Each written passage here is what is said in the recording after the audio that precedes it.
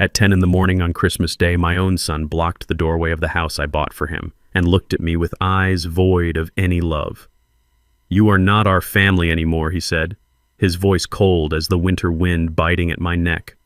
"Go away, old man." Behind him, I saw his wife Tiffany covering her mouth to hide a cruel giggle while her parents raised their crystal wine glasses in a mocking toast. I stood there for a moment holding the turkey I had spent 6 hours roasting. I did not beg. I did not cry. I simply nodded, walked back to my rusted truck, and tossed the turkey into the garbage bin. Then I sat in the driver's seat and made exactly one phone call. 5 minutes later, the music inside that mansion stopped. 10 minutes later, every single guest at their table was fleeing the property as if the house itself were on fire. My name is Thaddeus Moore. I am 70 years old, and my son thought he was discarding a broken old laborer. He had no idea he was actually declaring war on the owner of the very ground he stood on. Before I tell you how I dismantled their entire lives before dessert was served, please like and subscribe if you have ever had to remind someone exactly who you are. The morning had started with a naive kind of hope. I drove my 20-year-old Ford F-150 down the winding roads of Whispering Pines, a gated community where the driveways were heated and the lawns were manicured with surgical precision. On the passenger seat beside me sat a 20-pound turkey wrapped in 3 layers of foil and heavy towels. It was Betty's recipe. My late wife had seasoned this bird every Christmas for 40 years, and since she passed, I had kept the tradition alive. The cabin of my truck smelled of sage rosemary and the deep earthy scent of roasted meat. To me, it smelled like love. To the residents of this neighborhood, it probably smelled like something that didn't belong. I pulled up to the curb of number 42 Oakview Drive. It was a sprawling colonial revival with white pillars and expansive bay windows. I knew every inch of that structure because I had inspected the foundation myself before I authorized the purchase through a shell company 3 years ago. My son Darnell believed he was renting it for $1 a month from a benevolent anonymous investor he had charmed at a networking event. He liked to tell people he was a marketing genius who knew how to work the system. He never suspected that the investor was the man in grease-stained coveralls who changed his oil. I checked my reflection in the rearview mirror. I was wearing my best Sunday suit, but it was 10 years old and slightly tight around the shoulders. My hands were rough calloused from 50 years of laying pipe and welding steel. I was a black man in a neighborhood where the police were called if a car drove too slowly. But I was Darnell's father and it was Christmas. Surely that still meant something. I walked up the long driveway, the turkey heavy in my arms. Through the large bay window, I could see the golden glow of the chandelier. Darnell was standing by the fireplace holding a glass of scotch. He wore a velvet blazer that probably cost more than my truck. Tiffany was seated on the sofa laughing at something her father Brent was saying. Brent and Susan, Tiffany's parents, were there too. They looked like a picture from a magazine, polished, expensive, and utterly relaxed. I rang the doorbell. I heard the chimes echo inside, followed by the sharp click of dress shoes on marble. The door swung open. Darnell stood there filling the frame. He didn't step aside to let me in. He didn't smile. He looked at the aluminum foil bundle in my arms and then up at my face with an expression of profound irritation. "Dad," he said. His voice was a hushed hiss. "What are you doing here?" I shifted the weight of the turkey. "Merry Christmas, son. I brought the bird. Mom's recipe. I thought we were eating at 1. Darnell ran a hand over his freshly trimmed beard. He glanced back over his shoulder at his guests and then stepped out onto the porch, pulling the door almost shut behind him. The heat from inside escaped, carrying the scent of expensive cologne and pine. "Look, plans changed," Darnell said, refusing to meet my eyes. "Tiffany's parents are here. Brent and Susan. They flew in from the coast last night. This is a formal brunch, Dad. A high-end networking opportunity. Brent is introducing me to some major players in the tech sector." I felt a coldness spread through my chest that had nothing to do with the snow falling around us. "So I cannot meet them?" I asked. "I put on a tie, Darnell." Darnell let out a short, cruel laugh. "A tie, Dad, look at you. You drove that scrap metal truck here and parked it right in front of the house. The neighbors are probably already texting the HOA. And that smell. You smell like grease and old spices." "It is sage, Darnell," I said quietly. "It is your mother's seasoning. It smells like poverty," Darnell snapped. His facade of politeness evaporated. "Tiffany's parents are classy people, Dad. They don't understand your world. They don't want to sit across from a man who looks like he just crawled out from under a sink. You don't fit the aesthetic we are building here." The door opened wider behind him. Tiffany appeared. She was wearing a white silk dress that looked like it would stain if you breathed on it wrong. Her blonde hair was swept up in an intricate twist. She looked at me and then wrinkled her nose. "Babe, is everything okay?" she asked, her voice dripping with fake concern. "Oh, Thaddeus, you brought food. That is so quaint," Tiffany Darnell said, stepping between us. "Dad was just leaving. He got the dates mixed up." I looked at my son. I looked at the woman he married. I saw the disdain etched into the lines of their faces. I saw Brent and Susan peering out from the hallway, holding their wine glasses, watching the scene like it was a reality show for their amusement. "Darnell," I said, my voice low and steady. "I am your father. I paid for your college. I helped you when you crashed your first car. I am the only family you have left on this earth." Darnell's face hardened. He leaned in close, his breath smelling of aged scotch. "That is the problem, Dad. You are an anchor. I am trying to sail, and you are dragging me down to the bottom with your blue-collar stories and your embarrassing truck. You are not our family anymore. You are a liability. Go away." He stepped back and grabbed the door handle. Tiffany offered a small pitying wave, her eyes dancing with malicious delight. "Go home, Thaddeus," she said. "We will send you a card." The heavy oak door slammed shut. The sound echoed like a gunshot in the quiet morning air. I heard the deadbolt slide home. Through the glass side panel, I saw Darnell turn back to his guests. I saw him shrug and laugh. I saw Tiffany lean into him, whispering something that made her mother smile. I stood on the porch for a long moment. The turkey was still warm in my arms, but my hands felt like ice. I looked at the wreath hanging on the door, a wreath I knew cost $400 because I monitored the credit card statements.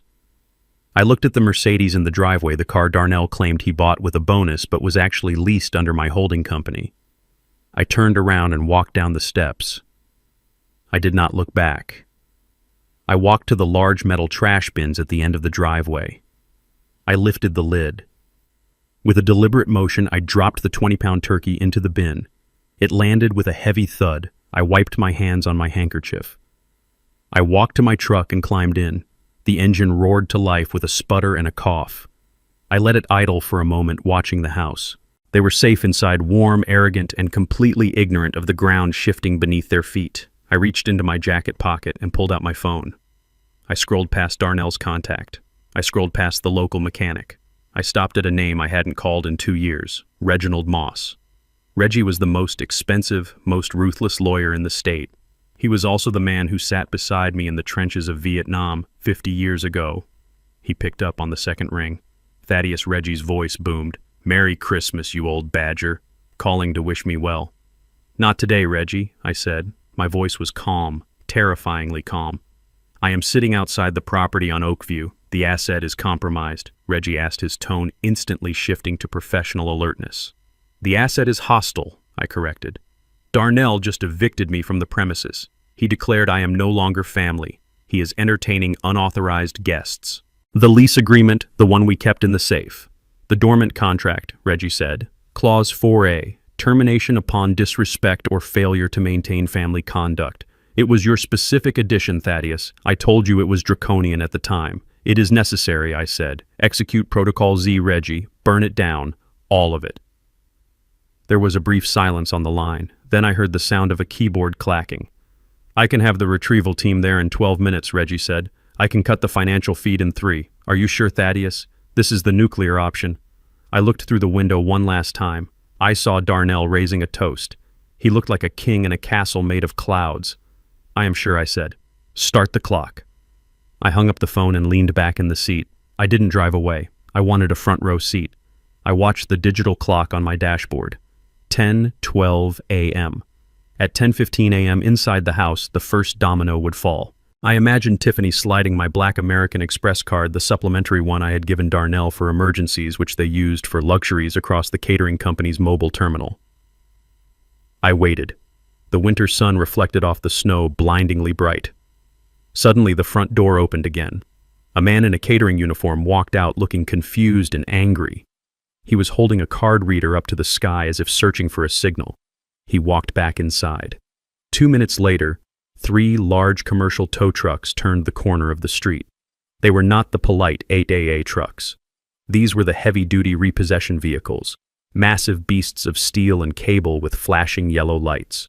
They didn't use sirens, but the rumble of their diesel engines shook the quiet morning air. They pulled up directly in front of the driveway, blocking the exit. The lead driver, a man named Big Mike who managed my fleet of construction vehicles, hopped out. He was holding a clipboard. He didn't look at the house. He looked at my truck, saw me nod once, and then marched up the driveway. He didn't ring the doorbell. He pounded on the door with a fist the size of a ham. I rolled down my window to hear the music of consequences. The door opened. Darnell stood there again, but this time his Scotch glass was gone. "Can I help you?" Darnell demanded, trying to maintain his air of superiority. "You are blocking my driveway, Mr. Darnell Moore." Mike's voice carried over the wind. "I am here on behalf of T&B Holdings. We have a repossession order for the Mercedes S-Class and the Lexus SUV." "What?" Darnell laughed, a nervous, incredulous sound. "That is ridiculous. I own those cars. My father bought them for me." "Correction," Mike said, looking at his clipboard. "The company bought them. You are merely the authorized user. Authorization has been revoked as of 10 minutes ago due to violation of the user agreement, specifically the clause regarding conduct detrimental to the benefactor." Tiffany came running to the door. "What is going on? Who are these people?" "They are taking the cars, babe," Darnell stammered. "It must be a mistake. A computer glitch." Mike signaled to his drivers. They didn't wait for permission. Chains rattled, hooks were lowered. The first tow truck backed up to the Mercedes. The sound of metal on metal was sharp and violent. "Stop," Tiffany screamed. "That is my car. You cannot take my Lexus. I have my yoga mat in there." "Call the police, Brent," her father shouted from the doorway. "This is theft." I watched as Darnell pulled out his phone. He dialed frantically. I watched his face crumble as he realized the call wasn't going through. I had canceled the family phone plan too. Mike hooked the Mercedes. The car tilted upward, looking helpless and heavy. I started my engine. I put the truck into drive and slowly rolled past the house. I didn't speed up. I drove at a crawl. Darnell looked up. He saw me. He saw his father, the man he called an anchor, driving the beat-up Ford he despised. Our eyes met. He looked at the tow trucks. He looked at me. And for the first time in his life, the math started to click in his head. The fear in his eyes was primal. I didn't smile, I didn't wave, I just kept driving. I had a meeting with a banker to get to, and my son had a very long walk ahead of him. I sat in the cab of my Ford F-150 and watched the scene through the bay window like a silent movie. Inside the warmth of the mansion I had paid for, Darnell was raising a crystal flute of champagne high in the air. His face was flushed with the intoxicating mix of alcohol and arrogance. Beside him, Tiffany was laughing, her head thrown back, exposing her long neck, while her father, Brent, clapped Darnell on the shoulder with a fatherly pride he had never earned. It was a picture-perfect Christmas tableau, the kind they print on cards to sell to people who dream of a life they cannot afford. I remembered the day we bought that black Mercedes S-Class sitting in the driveway. Darnell had stood in the dealership showroom, his eyes wide and pleading like a child. He told me he needed it to close deals that clients would not trust a marketing director who drove a Honda. I wrote the check for $120,000 without blinking, not because I believed him, but because I wanted him to feel proud. I wanted him to have the start in life I never had.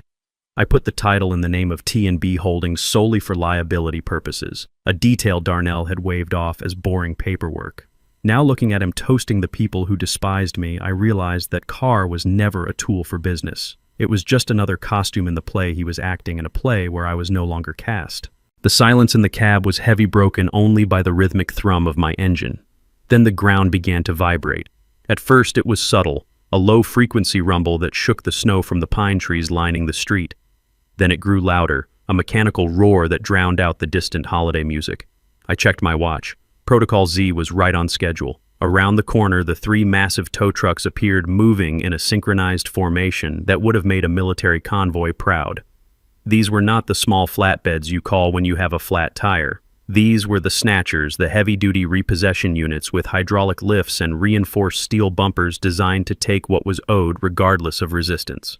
Their amber warning lights cut through the gray winter morning, spinning and flashing, reflecting off the pristine white snow like a warning beacon. They did not slow down as they approached the house.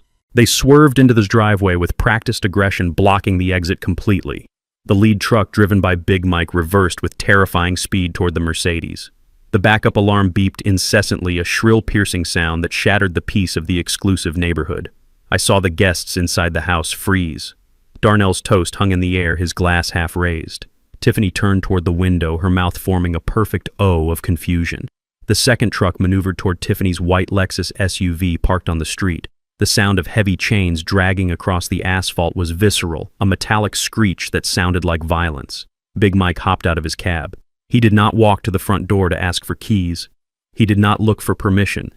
He knelt by the rear wheels of the Mercedes and threw the hook around the axle. The metal clanked loudly against the undercarriage. It was the sound of finality.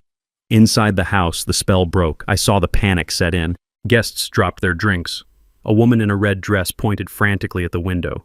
Darnell pushed past Brent, nearly knocking the older man over in his haste to get to the door. The facade of their elegant, high-class brunch was dissolving into chaos before my eyes. The front door flew open, and Darnell exploded onto the porch. He had forgotten his coat. The freezing wind whipped his velvet blazer around his waist, and his expensive dress shirt was already spotting with snow. He looked wild, his eyes darting from the trucks to the drivers, to the cars he believed were his birthright. "Hey!" he screamed, his voice cracking with panic. "What are you doing? Get away from my car!" He ran down the steps, slipping on a patch of ice and nearly falling face first into the snow. He scrambled upright and threw himself between the tow truck and the Mercedes, spreading his arms as if he could physically stop the hydraulic lift. "Stop it," I said. "Stop it. This is a mistake." Tiffany was right behind him, shrieking like a banshee. Her silk dress was dragging in the slush, but she did not seem to notice. "That is my car. You cannot take it. I have presents in the trunk." Big Mike did not even flinch. He stood up, wiping grease on his pants, and looked Darnell up and down with the disinterested stare of a man who had heard every excuse in the book. "Step aside, sir," Mike said, his voice calm and booming. "I have a repossession order for both vehicles." Darnell's face turned a shade of purple I had never seen before. "Repossession. That is impossible. I paid for this car. My father paid for this car. Call him right now." He pointed a shaking finger at me sitting in my truck across the street. "Call him, he will tell you." Mike looked at his clipboard and then looked at me. I slowly rolled down my window. The cold air rushed in, but I felt warm. Darnell's eyes locked onto mine. He looked desperate, pleading the arrogance of 10 minutes ago, completely gone, replaced by the terrified look of a boy who had broken a window. "Dad," he shouted, tell them this is a mistake." I looked at him. I looked at the son who had just told me I was no longer family because I smelled like labor. I looked at the daughter-in-law who had laughed at my turkey. I looked at Brent and Susan standing in the doorway, clutching their pearls and wine glasses, looking at the scene with absolute horror. I leaned my head out the window. "There is no mistake," I said. My voice was not loud, but it carried through the cold air with crystal clarity. "The owner of the vehicles has revoked your privileges, Darnell. T&B Holdings does not lend assets to non-employees, and since you just fired your father from your family, I assume you have resigned from my good graces as well." Darnell's jaw dropped. "But Dad, you cannot do this. It is Christmas." "It was Christmas 10 minutes ago, too," I replied. "When you slammed the door in my face!" Tiffany lunged at the driver, screaming obscenities that would make a sailor blush. "You old senile fool, giving us these cars was a gift. You cannot take back a gift." Mike stepped between Tiffany and his truck. "Ma'am, the title is in the company name. It was never a gift. It was a company perk, and the CEO just canceled it." He hit the lever on the side of the truck. The hydraulics whined and the rear of the Mercedes lifted into the air. Darnell watched helplessly as his status symbol, his pride, his identity was hoisted up like a piece of dead meat. The second truck had already hooked the Lexus. The alarm on Tiffany's car began to blare, adding a rhythmic honking to the cacophony of screams and diesel engines. Brent stepped out onto the porch, his face pale. "Thaddeus, this is highly irregular. We have guests inside. This is embarrassing." I looked at the man who had been drinking my wine in my house, eating the food paid for by my money. "Irregular?" I asked. "Irregular is living like a king on a pauper's budget, Brent. Irregular is biting the hand that feeds you and then expecting it to stroke your ego. Enjoy the walk home." Big Mike climbed back into his cab. He gave a short blast of the air horn, a sound so loud it made Tiffany jump and cover her ears. The trucks began to move. The chains pulled taut. The Mercedes and the Lexus rolled away from the house, leaving tire tracks in the snow and a gaping empty space in the driveway. Darnell stood in the snow in his socks, shivering uncontrollably, watching his life being towed away. He looked small. He looked defeated. But I knew this was just the beginning. The cars were just the appetizer. The main course was yet to be served. I put my truck in gear and drove away, leaving them standing in the cold, surrounded by the ruins of their vanity. Big Mike did not get back in his truck immediately. He stood on the snowy asphalt like a judge handing down a sentence, holding a clipboard thick with legal documents against his chest. The commotion had drawn the rest of the brunch guests out of the warmth of the mansion. They huddled on the porch, wrapped in cashmere shawls and expensive wool coats, holding their champagne flutes as if they were watching a piece of performance art rather than a family tragedy. I saw the way they looked at Darnell. 10 minutes ago, they looked at him with envy and admiration. Now their gazes held the sharp, stinging bite of curiosity and judgment. Darnell was shivering violently in his thin velvet blazer, his socks soaked through with freezing slush, but he was too paralyzed by shame to move. He tried to wave Mike away, to make him disappear with a flick of his wrist like a servant who had spoken out of turn. "Just go," Darnell hissed, his voice trembling. "We will sort this out later. Just take them and go before you make a scene." But Big Mike was enjoying this. He was a man who worked with his hands, a man who knew the value of a dollar, and he had no patience for the counterfeit aristocracy Darnell was trying to project. Mike cleared his throat, a sound like gravel grinding in a mixer. He raised his voice so it boomed across the front lawn, echoing off the brick facades of the neighboring houses. "Correction. Mr. Moore," Mike announced, his breath pluming in the cold air. "There is nothing to sort out. The seizure order is specific. I am reading from the document provided by the asset owner T&B Holdings." He looked directly at the cluster of guests on the porch, making sure they caught every syllable. "Repossession is effective immediately due to breach of contract. The user Darnell Moore has failed to meet the basic requirements of the lease agreement, specifically the clause regarding conduct detrimental to the benefactor. Furthermore, the lease payments of $1 per month, which were a charitable concession by the owner, have been deemed a waste of corporate assets." A ripple of whispers went through the crowd on the porch. I saw a woman in a fur coat lean over to her husband and whisper something behind her hand. Darnell turned a shade of pale gray. $1 a month. The secret was out. He had told everyone he bought those cars with the bonuses from his marketing genius. He had told Brent he paid cash to avoid the interest rates. Now everyone knew he was driving charity. He was driving his father's generosity, and he had just crashed it into a wall of his own arrogance. "That is a lie," Tiffany screamed, running down the driveway, her heels slipping on the ice. She looked deranged, her perfect hair coming undone in the wind. "My husband bought these cars. He runs this city. You are just a thief trying to scam us. I am calling the police." She fumbled with her phone, her acrylic nails clicking frantically against the screen. "I am going to have you arrested. I'm going to have you thrown in jail for grand theft auto." Big Mike just smiled a cold, professional smile. "Go ahead, ma'am. Call them. I have all day." He leaned against the grill of the tow truck, crossed his arms, and waited. Darnell tried to grab Tiffany's arm to stop her. "Tiffany." "Don't," he begged, his eyes wide with panic. "Don't call the cops. We can fix this." But she shook him off. She was fueled by the righteous indignation of a woman who had never been told no in her life. She dialed 911 and screamed into the receiver, demanding immediate assistance for an armed robbery in progress. I watched from my truck. I took a sip of lukewarm coffee from my thermos. This was part of the plan, too. I knew Tiffany. I knew her entitlement was a weapon that would eventually point back at her. I waited. The guests on the porch looked uncomfortable now, shuffling their feet, checking their watches, wondering if they could slip away to their cars without being noticed.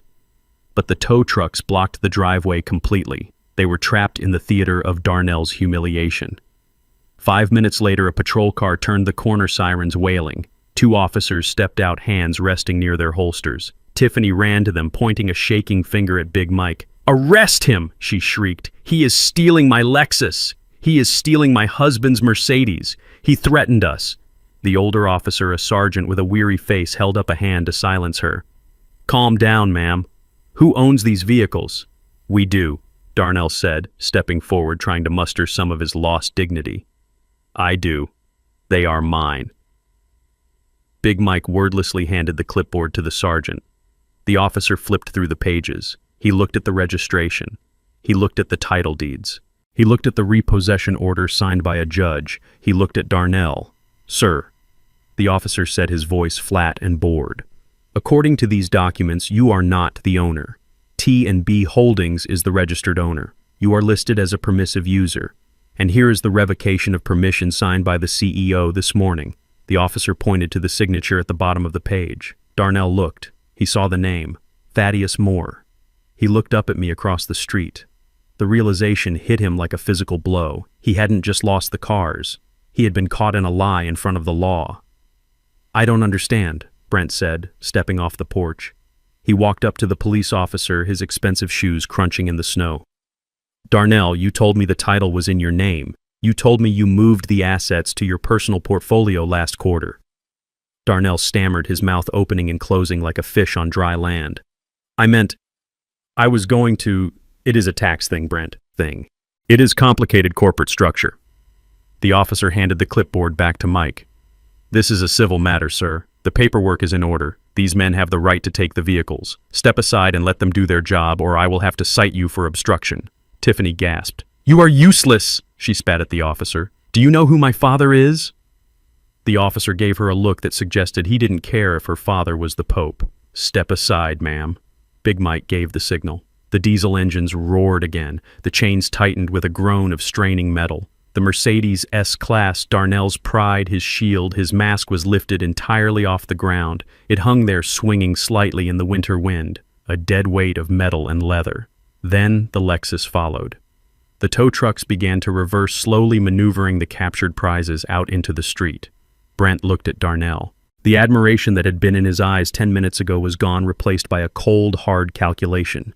He was a man who valued success, and he was looking at a man who had just been exposed as a fraud. "You lied," Darnell Brent said quietly. His voice cut through the noise of the engines. "You lied about the cars. What else have you lied about?" Darnell didn't answer. He couldn't. He just stood there, shivering in the snow, watching his status symbols disappear around the corner. The guests on the porch began to murmur loudly now. I saw Susan Tiffany's mother clutch her handbag tight and turn back toward the house, her face pinched with embarrassment. The driveway was empty. The show was over. Big Mike honked his horn one last time, a final salute to the boss, and drove away. The police officer got back in his cruiser and left, leaving Darnell and Tiffany standing in the slush surrounded by the ruins of their reputation. I put my truck in gear. I eased off the brake. My tires crunched on the ice. I drove slowly past the house. I rolled down the window completely. The cold air bit my face, but I didn't flinch. I drove past Tiffany, who was sobbing into her hands. I drove past Brent, who was staring at the empty spot where the Mercedes used to be. And then I was level with Darnell. He looked up. His eyes were red-rimmed, filled with shock and a dawning horror. He looked at me, expecting me to stop, expecting me to roll down the window and yell or lecture or perhaps offer him a way out. He expected the father who had always saved him to save him one more time. I stopped the truck for a heartbeat. I turned my head and looked him dead in the eye. I didn't say a word. I didn't frown. I didn't smile. I just looked at him with the absolute indifference of a stranger. I let him see the void where his father used to be. I let him feel the weight of the silence between us, a silence he had created and I was now enforcing. He took a step toward the truck, his hand reaching out. "Dad," he whispered. I pressed the accelerator. The truck moved forward, steady and relentless. I watched him in my side mirror as he shrank into the distance, a small, dark figure against the white snow of the empty driveway. He was alone, and I had a meeting with a bank manager to ensure he stayed that way. I drove my rusted Ford back to the south side of the city. The neighborhood was different here. The driveways were cracked and the houses sat close together like huddled shoulders against the cold. My apartment was on the second floor of a brick duplex I had bought 30 years ago. It was simple. The carpet was worn and the furniture was older than my son, but it was paid for. It was mine. Darnell hated this place. He called it a dungeon. He said it smelled like old memories and stagnation. He did not understand that this apartment was the command center of an empire he didn't even know existed. I walked into my small office and locked the door. I pushed aside a painting of a lighthouse on the wall to reveal a heavy steel wall safe. It was an old model, purely mechanical, with a dial that clicked satisfyingly under my fingers. I spun the combination, left to 20, right to 10, left to 5. The heavy door swung open with a groan of well-oiled steel. Inside, there were no stacks of cash or gold bars. Instead, there was a single thick, leather-bound ledger, the Black Book. I sat at my desk and opened it. The pages were filled with my handwriting columns of numbers and dates documenting every single dollar I had funneled into Darnell's life for the past decade. The down payment on the mansion, the seed money for his failing marketing firm, the monthly allowances disguised as dividends from a trust that didn't exist. The total at the bottom of the last page was staggering, $2.5 million. Money I had earned laying pipelines under the city, dealing with city councils, and quietly buying distressed properties when no one was looking. I was not just a retired laborer. I was T&B Holdings.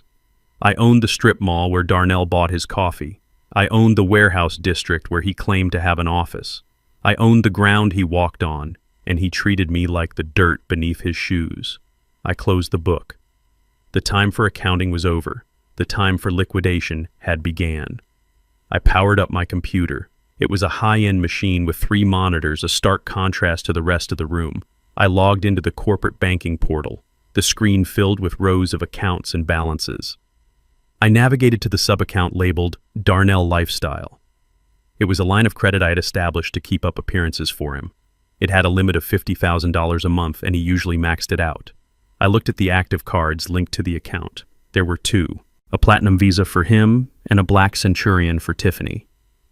They flashed these cards around town like badges of honor, unaware that I paid the bill every 30 days. My cursor hovered over the Suspend All Services button. It was a small red rectangle on the screen, a simple digital switch. Yet pressing it felt heavier than lifting a steel beam. This was the lifeline. This was the blood supply to their artificial existence. If I clicked this, I was not just cutting off their money. I was cutting off their identity. I remembered Darnell as a boy asking for a few dollars for the ice cream truck. I remembered his smile. Then I remembered the door slamming in my face an hour ago. I remembered Tiffany laughing at my turkey. I remembered Brent looking at me like I was the help. My finger came down on the mouse. Click. A dialog box popped up. Are you sure you want to suspend all associated cards and freeze assets? This action is immediate and irreversible. I didn't hesitate this time. I hit enter. The screen refreshed. Status suspended. The font turned red. It was done. The invisible stream of wealth that had kept Darnell's delusions alive had just dried up. I sat back in my chair and exhaled. I felt a strange sensation in my chest. It wasn't guilt. It was power. It was the cold, absolute power of a man who finally decides to stop holding up the sky for people who hate him. 5 miles away in the dining room of the Oakview mansion, the atmosphere was already tense. The guests were still whispering about the tow trucks, but Tiffany was trying to salvage the brunch. She had ordered the catering staff to bring out the main course early. It was an extravagant spread. Lobster tails, imported cheeses, truffle-infused pasta, and bottles of vintage Dom Perignon. The head caterer, a man named Pierre, who I knew personally because he rented his commercial kitchen space from me, walked up to Darnell. Pierre looked nervous. He had seen the cars being towed. He knew the smell of trouble. "Mr. Moore," Pierre said discreetly, "before we serve the champagne, I need to settle the final bill. It is company policy for events over $10,000. Darnell adjusted his jacket, trying to regain his composure. "Of course, Pierre, no problem." He reached into his pocket and pulled out the Platinum Visa. He handed it over with a flourish loud enough for Brent and Susan to hear. "Put it on this card, and add a 20% tip for the trouble earlier." Pierre took the card and inserted it into his portable chip reader. The machine beeped once. Processing. The room went silent. Everyone watched. Darnell smiled at Brent. "Just a misunderstanding with the leasing company, Brent. We are sorting it out." The machine made a harsh, low buzzing sound. "Declined." Pierre frowned. "I am sorry, Mr. Moore. It did not go through." Darnell laughed nervously. "That is impossible. There is no limit on that card. Try it again. The chip is probably dirty." He rubbed the card on his velvet sleeve and handed it back. Pierre tried again. He held the machine up, trying to get a better signal. He inserted the card. He waited. Buzz. Declined. Message code 05, contact issuer. Darnell's smile faltered. "Here, use Tiffany's card." He snapped his fingers at his wife. Tiffany dug into her clutch and produced the heavy Black Centurion card. She slammed it on the table. "This one never fails." It is invite only. Pierre took the black card. He swiped it. The machine didn't even wait to process. It beeped instantly. Card blocked. Confiscate immediately. Pierre looked at the screen and then at Darnell. His face hardened. Mr. Moore, both cards are dead. The bank order says confiscate. What? Darnell shouted, standing up. That is insane. My father must have messed up the transfer. Do you have another form of payment? Pierre asked, his voice losing all politeness. The total is $15,400. Darnell patted his pockets.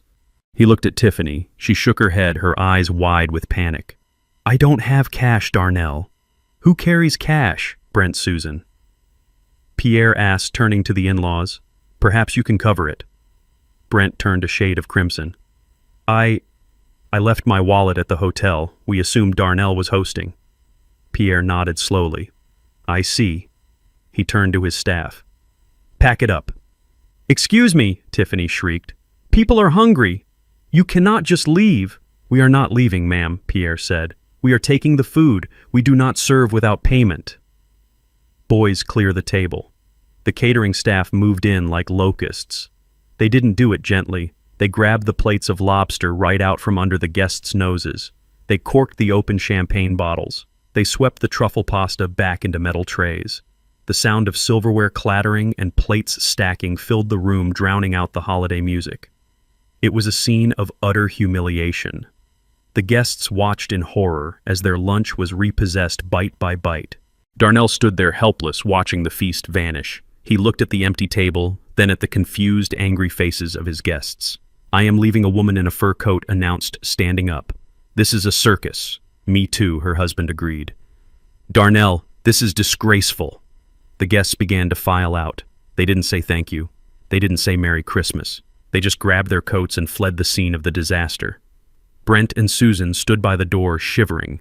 Their driver had been dismissed because Darnell had promised to drive them back in the Mercedes that was currently in an impound lot across town.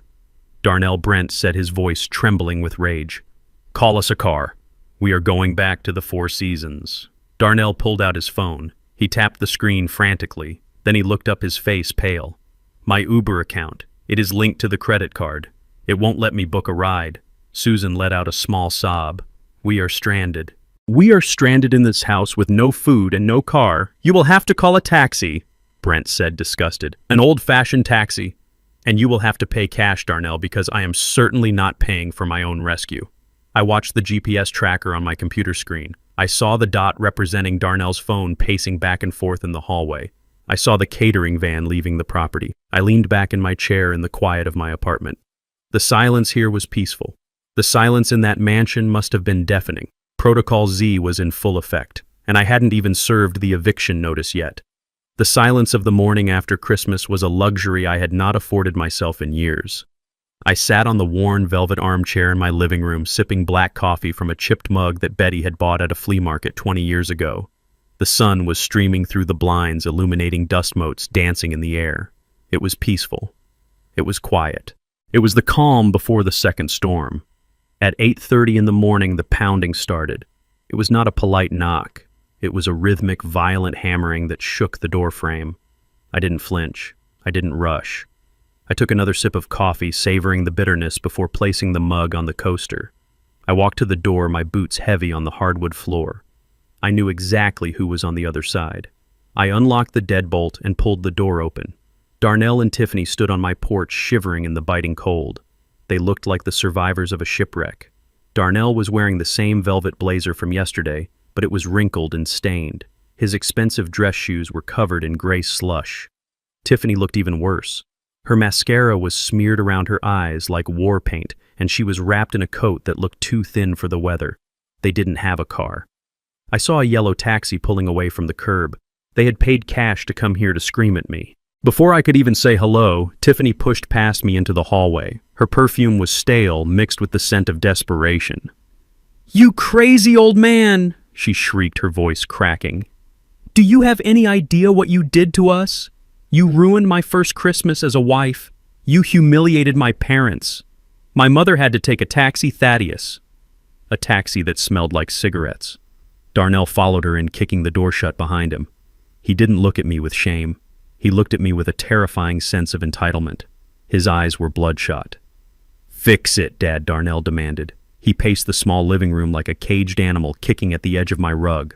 "Call the bank. Call the leasing company. Tell them it was a computer error. I have clients calling me. My LinkedIn premium subscription bounced this morning. Do you know how embarrassing that is?" I leaned against the wall, crossing my arms. I watched them invade my sanctuary. They weren't here to apologize. They weren't here to ask for forgiveness. They were here because the ATM had stopped dispensing cash and they wanted to kick the machine until it started working again. "I am not fixing anything," I said calmly. "The glitch was corrected, Darnell. The error was funding a lifestyle you did not earn." Tiffany spun around, her face twisted in a sneer. "Oh, spare us the moral high ground speech. We know what this is really about. You are jealous." "Jealous?" I asked, raising an eyebrow. "Yes, jealous," she spat. "You hate that Darnell loves me. You hate that he fits into my world, a world of class and sophistication that you could never understand.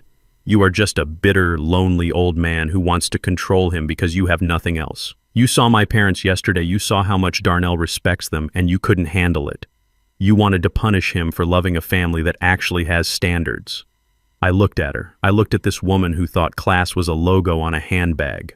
Darnell stepped forward, pointing a finger in my face. "She is right, Dad. This is petty. You are punishing me because I moved on, because I leveled up.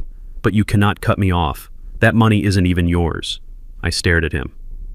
"What did you say?" "That money," Darnell shouted, his voice echoing in the small room. "The trust fund, the allowance. That is Mom's money. It is her life insurance policy. It is her savings. You are just the executor. You have no right to withhold my inheritance. You are stealing from me, Thaddeus. You are stealing my mother's legacy to feed your own ego." The air in the room grew heavy. The mention of Betty was a mistake, a fatal, tactical error. Darnell had built a fantasy in his head. He had convinced himself that his father, the man in the work boots, was incapable of generating wealth. He believed the money came from a magical pot of gold left by his mother, a woman who worked as a school librarian for 30 years. I walked over to the steel safe on the wall. I spun the dial. Darnell watched me, his eyes hungry, thinking I was getting cash. I pulled out a thin folder and tossed it onto the coffee table. It slid across the surface and stopped in front of him. "Open it," I said. Darnell frowned. He picked up the folder and flipped it open. It wasn't cash. It was a copy of Betty's death certificate and the final probate documents from 10 years ago.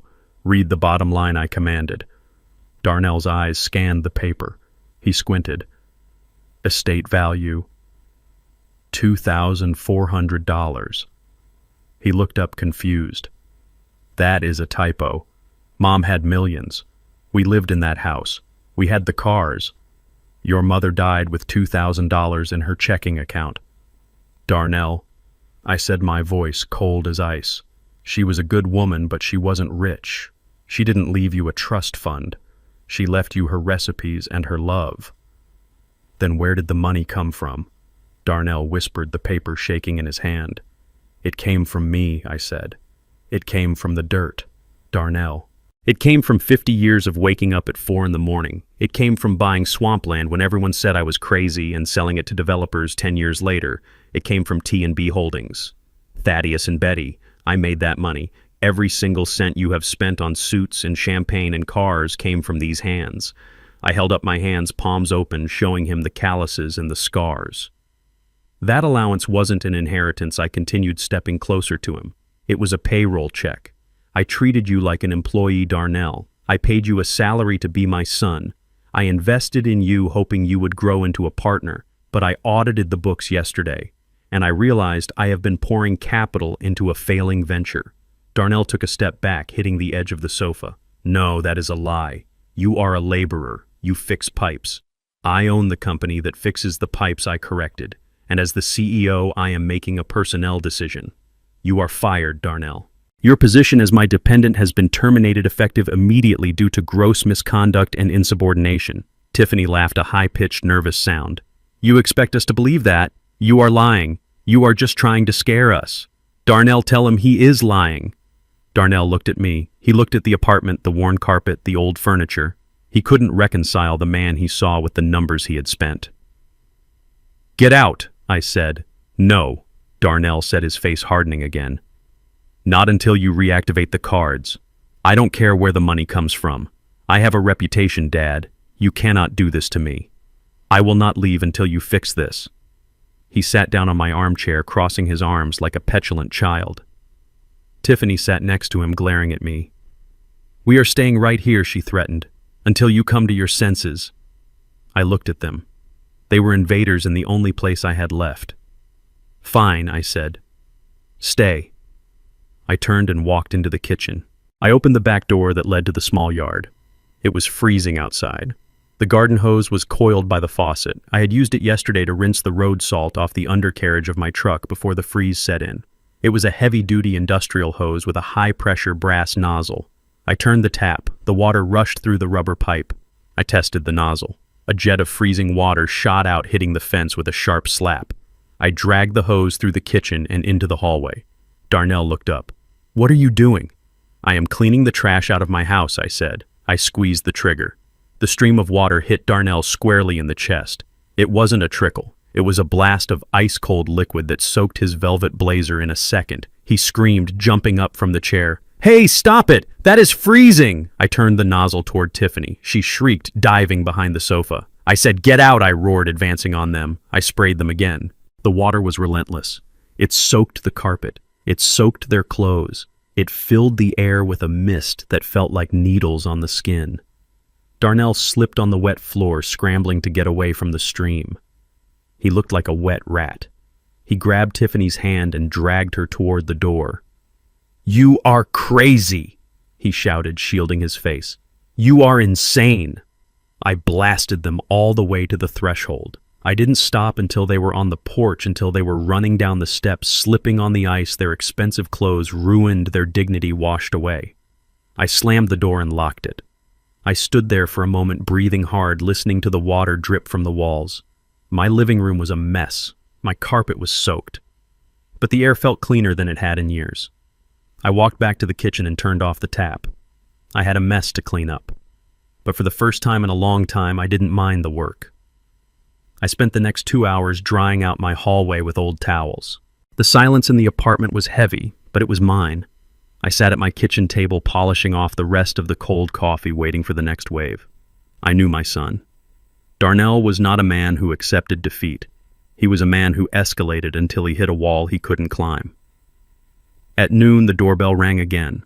This time there was no pounding, just a firm, confident press of the button.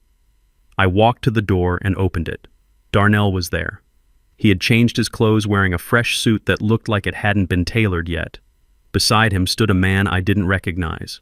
He was young, wearing a suit that was too shiny and holding a briefcase that looked like it was made of vinyl, not leather. He had the hungry look of a lawyer who advertised on bus benches. Tiffany stood behind them, arms crossed her face, a mask of smug anticipation. Mr. Moore, the young man said, extending a hand. I ignored. I am Barry Lipschitz. I represent your son, Darnell Moore. We are here to serve you with a notice of intent to sue for assault regarding the water hose incident earlier this morning. Furthermore, we are filing an emergency injunction to restore access to the financial assets you illegally froze. Darnell stepped forward, his chest puffed out. You messed up, Dad. You assaulted us. Barry says that is a felony, elder abuse in reverse. We are going to own this duplex by the time the judge is done with you. And the cards, you have to turn them back on. It is financial coercion. I looked at Barry. I looked at Darnell.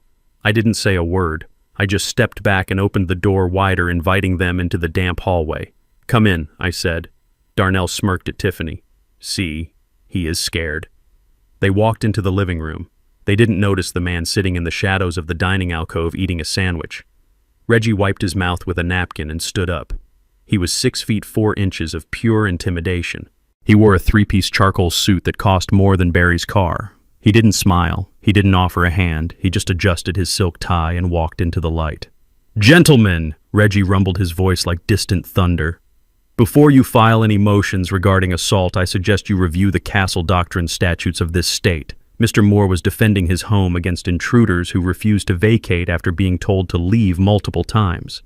As for the financial assets, there are no assets to restore. A gift is revocable. An allowance is discretionary. Barry stopped cold. He recognized Reggie. Everyone in the legal community knew Reginald Moss. He was the shark that ate other sharks. Mr. Moss, Barry stammered. I didn't know you were counsel on this. I am not just counsel, Reggie said. I am the architect of the trust, and I am here to discuss the matter of the property at 42 Oakview Drive. Darnell laughed nervously. What about my house? It is my house. Reggie reached into his briefcase and pulled out a single sheet of paper. It was yellowed with age. He placed it on the coffee table. Do you recognize this signature? Reggie asked. Darnell looked. Of course. That is the tax document Dad made me sign 3 years ago, to protect the asset. Reggie shook his head. No, son. That is a lease agreement, a standard residential lease. Look at line 4, monthly rent payable by tenant $1. Darnell frowned. Yeah, $1. Dad did that so I wouldn't have to pay taxes on a gift. It was smart. It was a lease. Reggie corrected. A month-to-month lease at will. Do you know what at will means, Darnell? It means the landlord can terminate the tenancy at any time for any reason or for no reason at all, provided they give proper notice. But I own it, Darnell insisted, his voice rising in pitch. Dad bought it for me. It was a wedding gift. Show me the deed, Reggie said, holding out his hand. Show me the title. Show me one piece of paper that says Darnell Moore owns anything other than the clothes on his back.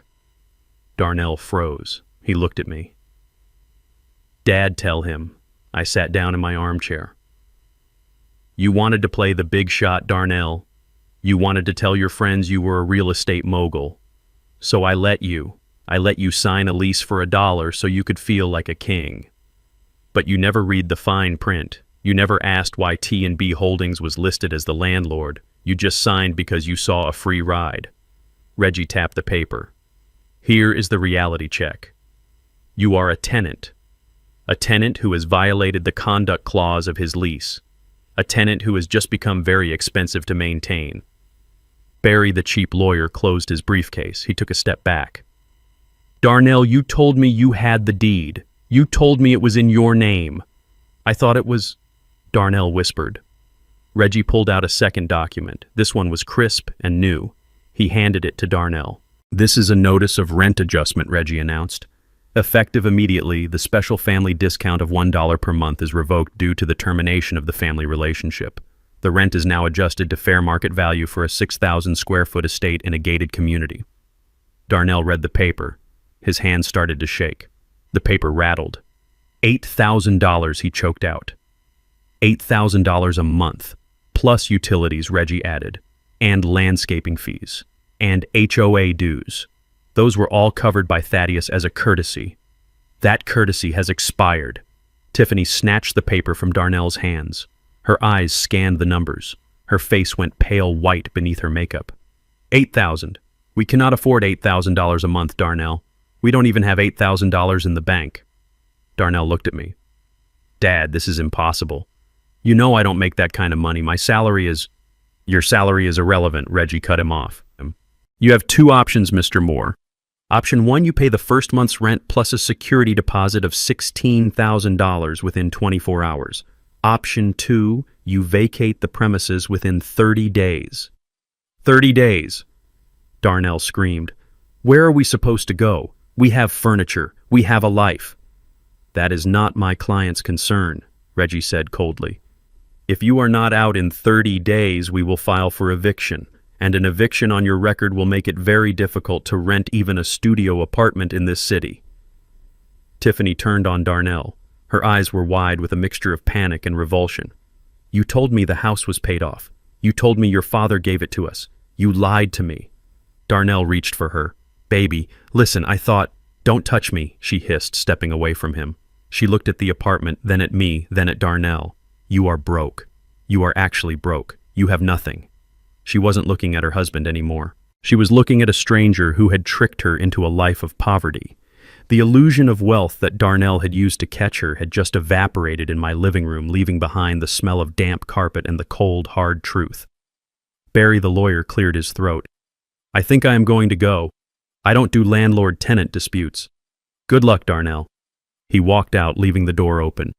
Reggie packed up his papers. The clock starts now, gentlemen and lady. 30 days. or a check for $24,000 by tomorrow morning. I stood up. I walked to the door and held it open. You heard the man, I said. Get out of my house. And Darnell. He looked at me, his eyes hollow. Don't slam the door on your way out. It is rude. They walked out into the cold afternoon. Tiffany walked fast, putting distance between herself and Darnell. Darnell walked slowly, his head down, his shoulders slumped. He looked like a man carrying the weight of the world. But it wasn't the world.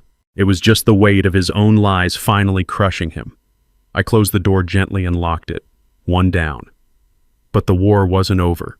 Tiffany still had a voice, and she was about to use it. I sat in the dark of my kitchen, illuminated only by the blue glow of my tablet. On the screen, my daughter-in-law Tiffany was crying. It was a masterful performance. She was sitting on the edge of a bed in what looked like a cramped hotel room. The lighting was dim, designed to cast shadows under her eyes to make her look exhausted and fragile. Darnell sat beside her, his head bowed, looking like a broken man. The live viewer count in the corner of the screen was climbing rapidly. 5,000, 8,000, 10,000 strangers tuning in to watch the assassination of my character. Guys, I did not want to do this. Tiffany whispered, her voice trembling just enough to sell the lie. We wanted to handle this privately, but we have nowhere else to go. We are currently homeless. My husband's father... She paused to wipe away a dry tear. He kicked us out. On Christmas. Because we refused to let him control us anymore. She looked directly into the camera lens, her blue eyes wide and pleading. It started months ago. He would come over unannounced. He would make comments about my clothes, about how I spent money. He made me feel unsafe in my own home. And when Darnell finally stood up to him, when Darnell finally said no to the toxicity, Thaddeus snapped. He cut off our bank accounts. He stole our cars. He left us on the street with nothing just to teach us a lesson. It is financial abuse, guys. Pure and simple. Darnell nodded slowly. He did not look at the camera.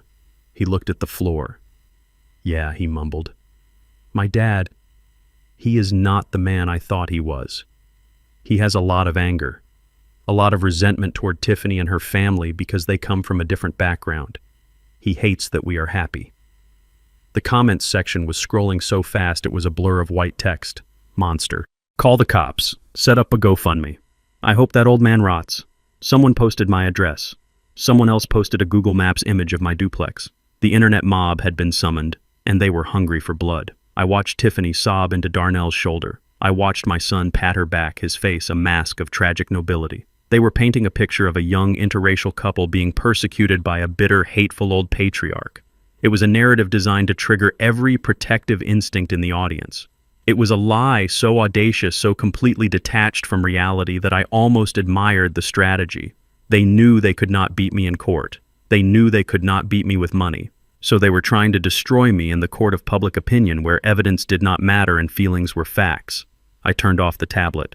The silence returned, but the room felt colder. They had weaponized their failure. They had turned their eviction into a crusade.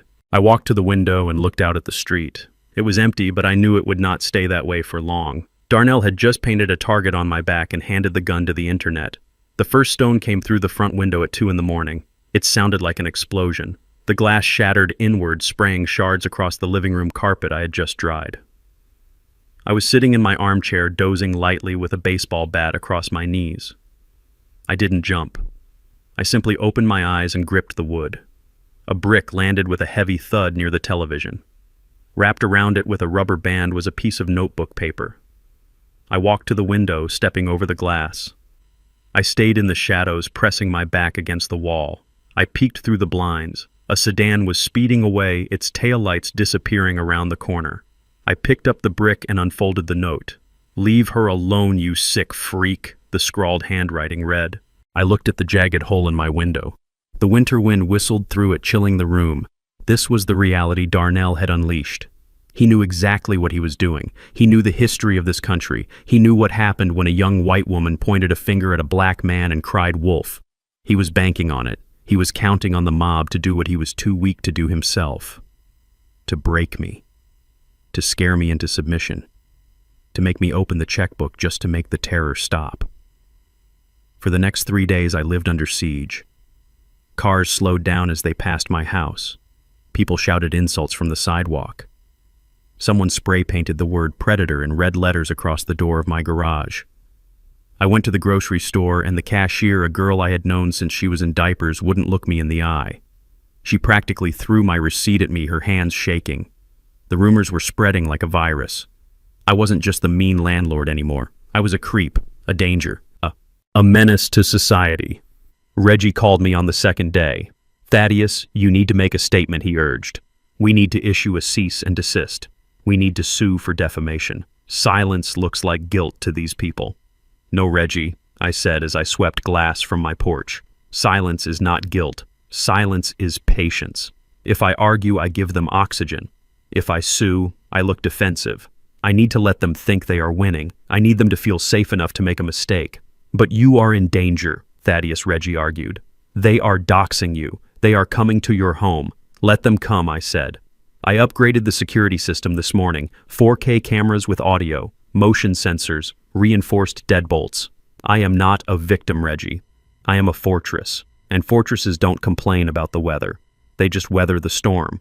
I did not go on Facebook to defend myself. I did not post receipts of the millions I had spent on them. Instead, I picked up the phone and called a number that belonged to a man named Silas. Silas was not a lawyer. He was not a banker. He was a former police detective who had lost his badge because he was too good at finding things people wanted to keep hidden. He worked out of a basement office that smelled of cigar smoke and old paper. "Silas," I said when he answered. "I have a job for you. I heard you were famous. Thaddeus." Silas chuckled, his voice like dry leaves. "I saw the video. That daughter-in-law of yours has a future in Hollywood. I need a background check," I said, ignoring the joke. "A deep dive, not on Darnell. I know his sins. I need you to look at Brent and Susan Miller, Tiffany's parents." "The rich folks," Silas asked. "Why?" "They look squeaky clean." "That is the problem," I said. "They look too clean. They fly first class, but they took a taxi home when things got tough. They wear Rolexes, but they didn't offer to pay the catering bill when their daughter was humiliated. Rich people have ego, Silas. If they really had money, Brent would have thrown a credit card down just to show me up. He didn't. He folded." "You think they are faking it?" Silas asked, interested now. "I think my son married into a house of cards," I said. "Darnell thinks they are his ticket to the elite. He thinks they are bailing him out right now. But I have a feeling they are drowning just as fast as he is. I want to know everything. Bankruptcies, liens, lawsuits. Check the property records in California. Find out who really owns their vineyard." "Consider it done," Silas said. "Give me 48 hours. I hung up the phone. I looked at the brick sitting on my coffee table. Darnell thought he was fighting a war of reputation. He thought if he made me look bad enough, I would crumble. He didn't understand that I wasn't fighting for my reputation. I didn't care what strangers thought of me. I was fighting for the truth. And the truth was a slow-acting poison. I walked over to the window and taped a piece of cardboard over the hole. The wind was still blowing, but I felt a fire burning in my gut. They wanted to play the victim. Fine. I would let them play. I would let them build their stage and shine their spotlights. And then when the whole world was watching, I would pull the floor out from under them. I sat back down in my chair and waited. The silence in the house was no longer lonely. It was expectant. The hunter was waiting for the trap to snap. Silas sat in the shadows of my small kitchen, his face illuminated only by the tip of his burning cigar. He did not smile when I poured him a glass of whiskey. He simply slid a thick manila envelope across the scratched surface of my table. It hit the wood with a heavy slap that sounded like a verdict. I picked it up. My hands were steady, but my stomach churned with a familiar dread. I opened the clasp and spilled the contents onto the table. It was not a criminal record. It was a financial autopsy of the Miller family. I picked up the first document. It was a foreclosure notice from a bank in Napa Valley dated 4 years ago. I picked up the next one. A Chapter 7. Bankruptcy filing listing debts totaling $3 million. I read through the credit reports, which were a sea of red flags and missed payments. I looked at the employment history. Brent Miller was not a vineyard owner. He was a tasting room manager who had been fired for inventory theft. Susan Miller had not worked in 20 years. They did not own a sprawling estate on the coast. They lived in a 2-bedroom rental apartment in a complex that had seen better days. The realization hit me like a physical blow. My son had not married into money. He had married into a mirage. Darnell believed he was climbing the social ladder, but he had actually tethered himself to a sinking ship. Brent and Susan were not here to celebrate Christmas. They were here to nest. They were here because they had run out of options, and Darnell, with his leased Mercedes and his big house funded by my money, looked like the perfect mark. They were parasites feeding on a host that was itself a parasite. It was a circle of leeching so pathetic it almost made me laugh. Almost. Silas took a sip of his drink. "They are broke, Thaddeus," he said, his voice raspy. "They have $40 in their joint checking account. They maxed out their last credit card on the plane tickets to get here. They are living on the cash Darnell gives them, which means they are living on your money laundered through your son's delusions." I stared at the papers. This was why Brent didn't pay the catering bill. This was why they took a taxi instead of an Uber. This was why Tiffany was so desperate to keep the house. It wasn't just about status. It was about survival. They had nothing. And now, thanks to me, Darnell had nothing either. I was still staring at the proof of their poverty when a knock came at the door. It was not the pounding of an angry tenant. It was a soft, hesitant tapping. I signaled Silas to stay quiet. I gathered the papers and shoved them back into the envelope, hiding it under a newspaper. I walked to the door. Darnell stood on the porch. He looked terrible. His eyes were sunken and he hadn't shaved in 3 days. He wasn't wearing a suit this time. He was wearing jeans and a hoodie, looking more like the boy I used to take fishing than the man who had slammed a door in my face. He didn't yell. He didn't demand. He just stood there with his hands in his pockets, shivering in the cold. "Can I come in, Dad?" he asked, his voice cracking. "It is cold out here." I stepped aside. He walked in and stood in the hallway, afraid to enter the living room where I had sprayed him with the hose. He looked at the floor. "I know you are angry," he said softly. "I know I messed up. I know I said things I shouldn't have. But you have to understand the pressure I am under. Tiffany's parents expect a certain lifestyle. I was just trying to make you proud, Dad. I wanted you to look at me and see a success." I leaned against the wall, crossing my arms. I didn't offer him coffee. I didn't offer him a seat. "You have a strange way of showing it. Darnell," I said, "evicting your father on Christmas does not usually scream success." He looked up, his eyes filling with tears. "I know. I am sorry. I am so sorry. But I am here because things have changed. I am not asking for me. I can handle the poverty. I can handle the humiliation. But I cannot let an innocent suffer." I frowned. "What are you talking about?" Darnell took a deep breath. He reached into his pocket and pulled out a folded piece of paper. He held it out to me, his hand trembling. "Tiffany is pregnant," he whispered. "You are going to be a grandfather." The world stopped. The anger, the betrayal, the cold calculation of my revenge plan, it all froze in that single second. A grandchild, a baby carrying the Moore name, a piece of Betty continuing on in this world. I felt a crack in the stone wall I had built around my heart. I looked at Darnell, and for the first time in days I saw my son. I saw the fear of a father who cannot provide. I saw the desperation of a man trying to protect his family. I took the paper. It was a printout of an ultrasound, a grainy black and white image showing a tiny gray bean in a sea of static. "She is 8 weeks along," Darnell said, tears spilling onto his cheeks. "We just found out. That is why she has been so emotional. That is why she was so crazy about the house. She is nesting, Dad. She is scared. We are going to have a baby, and we are homeless. We have no car. We have no money for doctors." I stared at the image. I touched the glossy paper with my thumb. A grandchild. I imagined holding a baby again. I imagined teaching a little boy to fish, or a little girl to read. I imagined redemption. Maybe this was the wake-up call Darnell needed. Maybe fatherhood would change him the way it changed me. I looked up at Darnell. He was watching me with an intensity that bordered on hunger. "Please, Dad," he begged. "Don't do it for me. Do it for him, or her. Don't let your grandchild start life in a motel room. Just reinstate the allowance. Just for a few months. Until I can get back on my feet." I felt my resolve crumbling.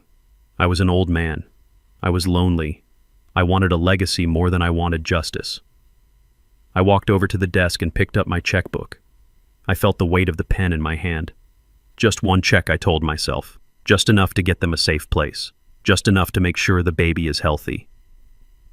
I opened the checkbook. I was about to write the date when a thought struck me. A small, nagging voice in the back of my head. The voice of Thaddeus Moore, the businessman, not the father. Trust, but verify. I stopped. I looked at the ultrasound again. There was something about the header. It looked clean. Too clean. Darnell, I said, slowly lowering the pen. Which doctor is she seeing? Darnell blinked. Dr. Evans. At the downtown clinic. He is the best. I knew Dr. Evans. He was a good man. He had treated Betty during her cancer scare years ago. I pulled out my phone. Okay, I said. I will call him. I will pay for her prenatal care directly. I will set up an account with the clinic right now. Darnell's face changed.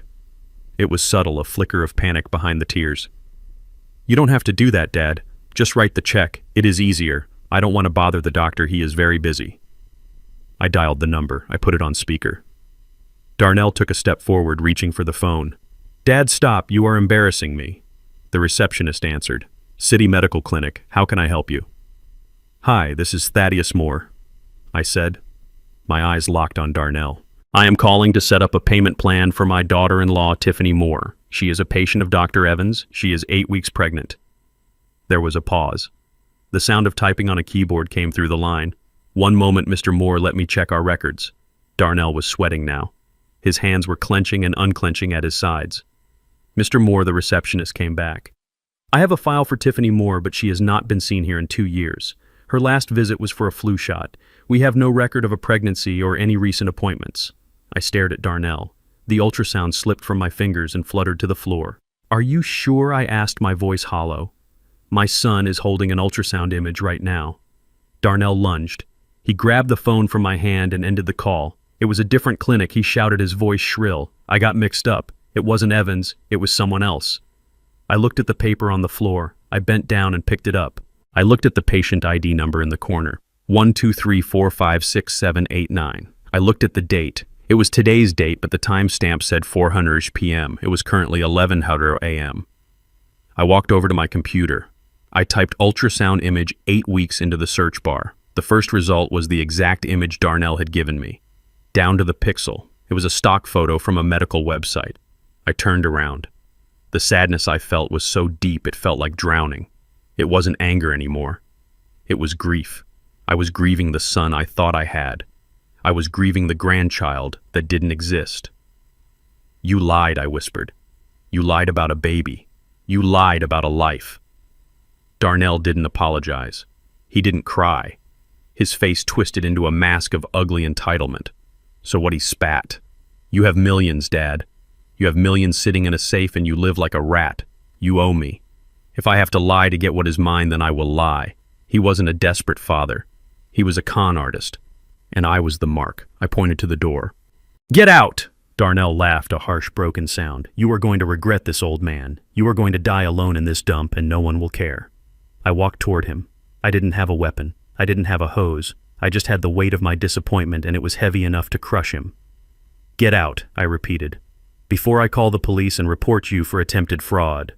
Darnell glared at me one last time, then turned and stormed out, slamming the door so hard the windows rattled. I stood in the silence of my hallway. I looked at the fake ultrasound in my hand.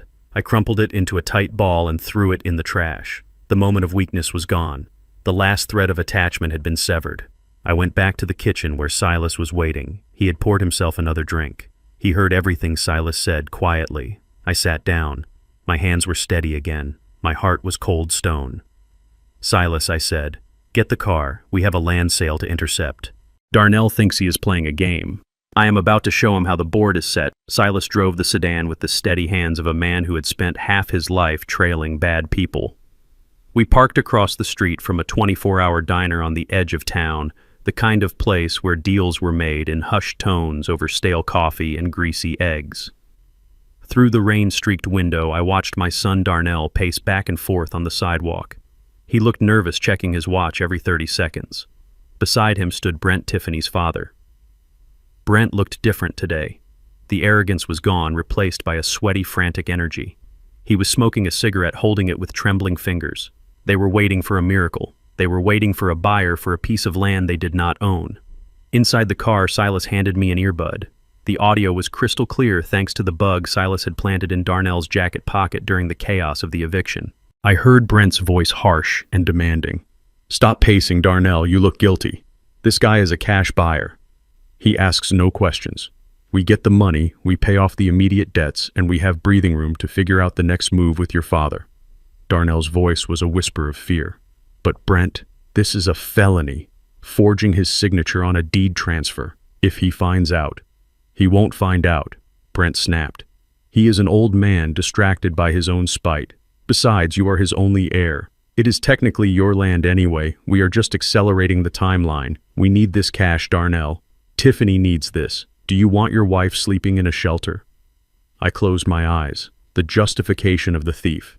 It was always for a good cause. It was always someone else's fault. They had raided my home office during a visit months ago and stolen the deed to a 5-acre plot of commercial land I owned on the north side. It was a prime location slated for a new shopping center. The market value was close to $500,000. Darnell knew this. He knew it was his future legacy.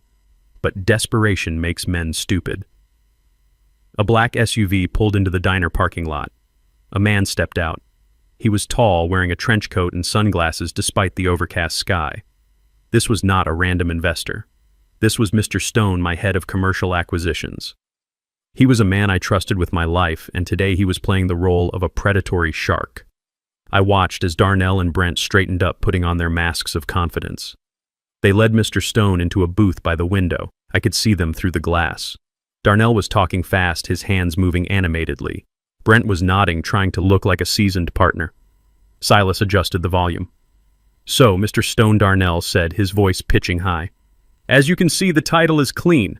5 acres prime zoning. We are looking for a quick sale. We are motivated. We were thinking 200,000.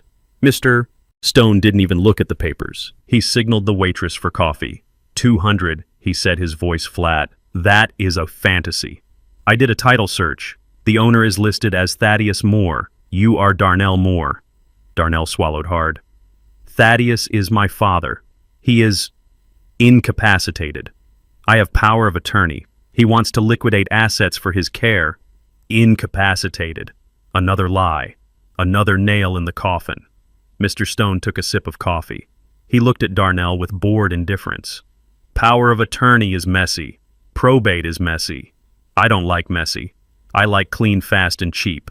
If I buy this, I am taking a risk.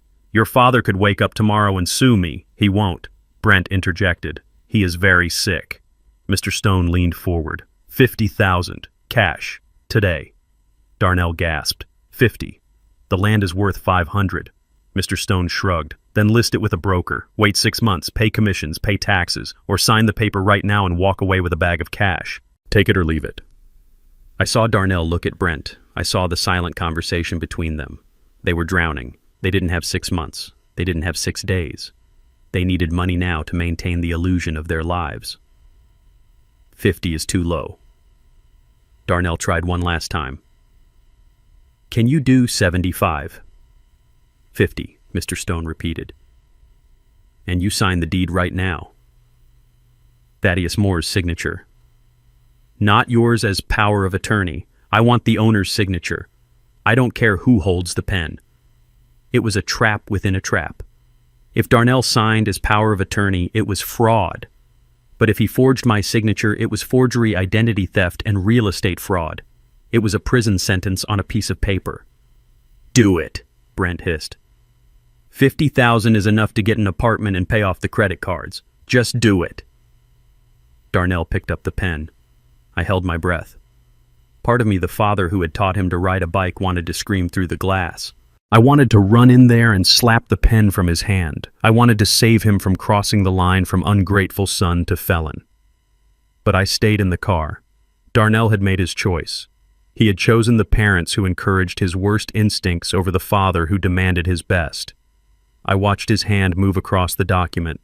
He didn't hesitate. He signed Thaddeus Moore with a flourish, imitating the signature he had seen on my checks for 30 years. He pushed the paper across the table. Mr. Stone checked the signature. He nodded. He reached under the table and pulled out a thick brown envelope. He placed it on the table. "Count it if you want," Stone said. Darnell grabbed the envelope. He opened it just enough to see the stacks of $100 bills. His eyes lit up with a greed that was painful to witness. He didn't count it. He just shoved it into his jacket. "Pleasure doing business," Mr. Stone said, standing up. Darnell and Brent practically ran out of the diner. They were high on the adrenaline of the crime. They high-fived in the parking lot. They were laughing. They thought they had just pulled off the heist of the century. They thought they had outsmarted the senile old man. "I got it," Darnell shouted, getting into the passenger seat of Brent's rental car. 50 grand. We are back in the game." They drove away, tires screeching, leaving behind the evidence of their destruction. Mr. Stone walked out of the diner. He crossed the street and leaned into my window. He handed me the deed. The ink was still wet. The signature was a perfect forgery. He took the bait, Stone said quietly. "We have him on video inside the diner. The notary was my cousin. She witnessed the forgery and notarized it, knowing it was a sting. You have him, Thaddeus. He just sold your land for 10 cents on the dollar and committed a Class B felony to do it." I took the paper. It felt heavy. It wasn't just a deed anymore. It was an arrest warrant waiting to be filed. "And the cash?" I asked, Counterfeit Stone said. "High-quality theatrical props, good enough to fool a desperate man in a dark diner. But the moment he tries to deposit it or spend it, he is going to have a very bad day." I nodded. "Keep the file secure, Stone. We aren't using it yet. Let him feel rich for a few hours. Let him spend the money in his head. The fall will be harder when he realizes he sold his soul for monopoly money." Silas started the engine. "Where to, boss?" he asked. I looked at the forged signature one last time. It looked like my name, but it felt like a goodbye letter. "To the courthouse," I said. "They are going to file for guardianship tomorrow. I want to be ready. They think I am the prey. It is time to show them I am the hunter. Darnell thinks he just bought his freedom. He has no idea he just signed his confession. The noose is tight, Silas. Now we just let him kick the chair away." The summons arrived at my door like a thief in the night. It wasn't mailed. It was hand-delivered by a process server who wouldn't look me in the eye. I opened the thick packet of documents on my kitchen table. Petition for emergency guardianship. The words were bold and accusatory. Below them was a narrative that transformed my life into a horror story of senility and danger. Darnell claimed I was suffering from advanced dementia. He cited the irrational eviction on Christmas Day as a psychotic break. He claimed I was hoarding assets and living in squalor despite having the means to live better, a clear sign of cognitive decline, according to the petition. But the centerpiece of his argument was a USB drive taped to the inside cover. I plugged it into my computer. A video file opened. It was a montage, a digital Frankenstein's monster of my life. There was a clip of me in the backyard smashing an old toilet with a sledgehammer. Darnell had filmed it 2 years ago when I was remodeling the bathroom, but the clip was edited to make it look like I was destroying furniture in a rage. There was audio of me shouting at the television during a football game, but the video showed me yelling at an empty room. It was a masterpiece of manipulation designed to make a 70-year-old man look like a violent, confused menace. I watched it twice. My hands didn't shake. My heart didn't race. I felt a cold clarity settle over me. This was their nuclear option. They couldn't get the money by asking. They couldn't get it by stealing. So now they were going to get it by erasing me, by turning Thaddeus Moore the man into Thaddeus Moore the ward of the state. 2 hours later, a knock came at the door. It wasn't the timid knock of a friend. It was the authoritative pounding of the law. I opened it to find 2 uniformed officers and a woman in a paramedic's uniform holding a clipboard. "Mr. Thaddeus Moore," the lead officer asked. He kept his hand near his belt, not on his gun, but close enough to be a warning. "I am Thaddeus," I said, stepping back to let them see I was unarmed and calm. "Sir, we have a court order for an emergency psychiatric evaluation," the officer said, handing me a paper. "Your family has filed a petition stating you are an immediate danger to yourself and others. We need you to come with us to St. Jude's Behavioral Health Center." I looked past them to the street. Darnell's rental car was parked half a block away. I saw him watching through the windshield, his face pale and anxious. He wasn't gloating. He looked terrified. He knew this was the point of no return. If this failed, he was done. I didn't argue. I didn't shout. I didn't resist.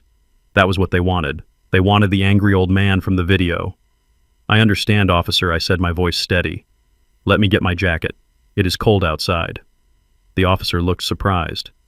Most people in this situation fight, scream, or cry. I just walked to the closet, put on my coat, and walked out the door. I locked it behind me. As they led me to the ambulance, I saw Darnell sink lower in his seat. He expected a scene. He expected chaos. Instead, he got dignity. And dignity is the one thing a liar cannot fight. St. Jude's was a sterile place smelling of bleach and despair. They took my belt, my shoelaces, and my phone. They put me in a room with white walls and a heavy steel door. I sat on the edge of the bed and waited. I knew the game. I had to be patient. Dr. Vance entered the room an hour later. He was a small man with nervous eyes and a clipboard he held like a shield. He didn't look like a healer. He looked like a man with gambling debts. I knew his type. Darnell hadn't picked him at random. "Mr. Moore," Dr. Vance said, sitting on the chair opposite me. "I am here to assess your cognitive state. Your son is very worried about you. He says you have been exhibiting aggressive behavior and paranoia." I looked at him, dead. I didn't blink. "My son is a thief, doctor," I said quietly. "He forged my signature on a land deed yesterday. He owes $100,000 to loan sharks. He isn't worried about my mind. He is worried about my wallet." Dr. Vance scribbled something on his pad. "Paranoid delusions regarding family finances," he muttered loud enough for me to hear. I leaned forward. "It isn't a delusion if I have the receipts, doctor." Vance stopped writing. He looked up. His eyes darted to the door, then back to me. "Mr. Moore, we have video evidence of you destroying property. We have testimony from your daughter-in-law that you threatened them with a weapon, a garden hose," I corrected, "after they refused to leave my home. That is trespassing, doctor, not dementia." Vance stood up. He walked to the window, avoiding my gaze. "Look, Thaddeus, can I call you Thaddeus? Cooperation is key here. If you agree to a temporary conservatorship, we can make this comfortable. A nice facility, good food. Your son just wants to manage the heavy lifting for you." I smiled a cold, humorless smile. "How much did he pay you, doctor? Or did he just promise to pay you once he gets access to my accounts?" Vance turned red. "That is an accusation, Mr. Moore, a symptom of your condition." "It is a question," I said. "And here is another one. Do you know what the penalty is for medical fraud? For falsifying a diagnosis to facilitate elder abuse, because my lawyer Reginald Moss is currently filing a subpoena for your bank records." Vance dropped his pen. It clattered on the linoleum floor. "Reginald Moss," he whispered. "The shark," I said. "He is on his way. And he is bringing the FBI. You have about 10 minutes to decide if you want to be a witness or a defendant." Vance looked at me. He saw the calm in my eyes. He saw the intelligence. He realized he had been sold a lie by a desperate man. He picked up his pen. His hands were shaking. I need to check your vitals," Vance stammered, backing toward the door. "I will be right back." He ran out of the room. I sat back on the bed and closed my eyes. I wasn't trapped. I was exactly where I needed to be. The trap had snapped shut, but Darnell didn't realize his leg was the one caught in the teeth. I waited for the sound of Reggie's voice in the hallway. It wouldn't be long now. The first night in the psychiatric hold was a test of endurance designed to break the strongest of men. The room was freezing and the lights hummed with a low-frequency buzz that drilled into my skull. They had taken my watch, so I measured time by the rhythmic rounds of the staff. At 9 o'clock sharp, the heavy steel door unlatched. A nurse walked in. Her name tag read Brenda. She was a large woman with forearms like tree trunks and eyes devoid of any warmth. She held a small paper cup in one hand and a bottle of water in the other. "Mr. Moore," she said, her voice flat and bored. "Time for your medication. Dr. Vance prescribed a sedative to help with your agitation." I sat up on the edge of the cot. "I am not agitated, Brenda. I am patiently waiting for my lawyer. I do not need medication." Brenda didn't blink. She took a step closer, invading my personal space. "It is not a request. You take the pills or we inject you. Those are the house rules for involuntary holds. If you fight us, we strap you down. Do you want to be strapped down, Mr. Moore?" I looked at the cup. 2 blue pills. Thorazine. I knew what it did. It was a chemical lobotomy. It turned lions into lambs and clear thinkers into drooling vegetables. If I took this, I would lose my clarity. If I lost my clarity, I would lose the war. But if I fought her, she would call the orderlies and they would force a needle into my vein. I had to be smarter.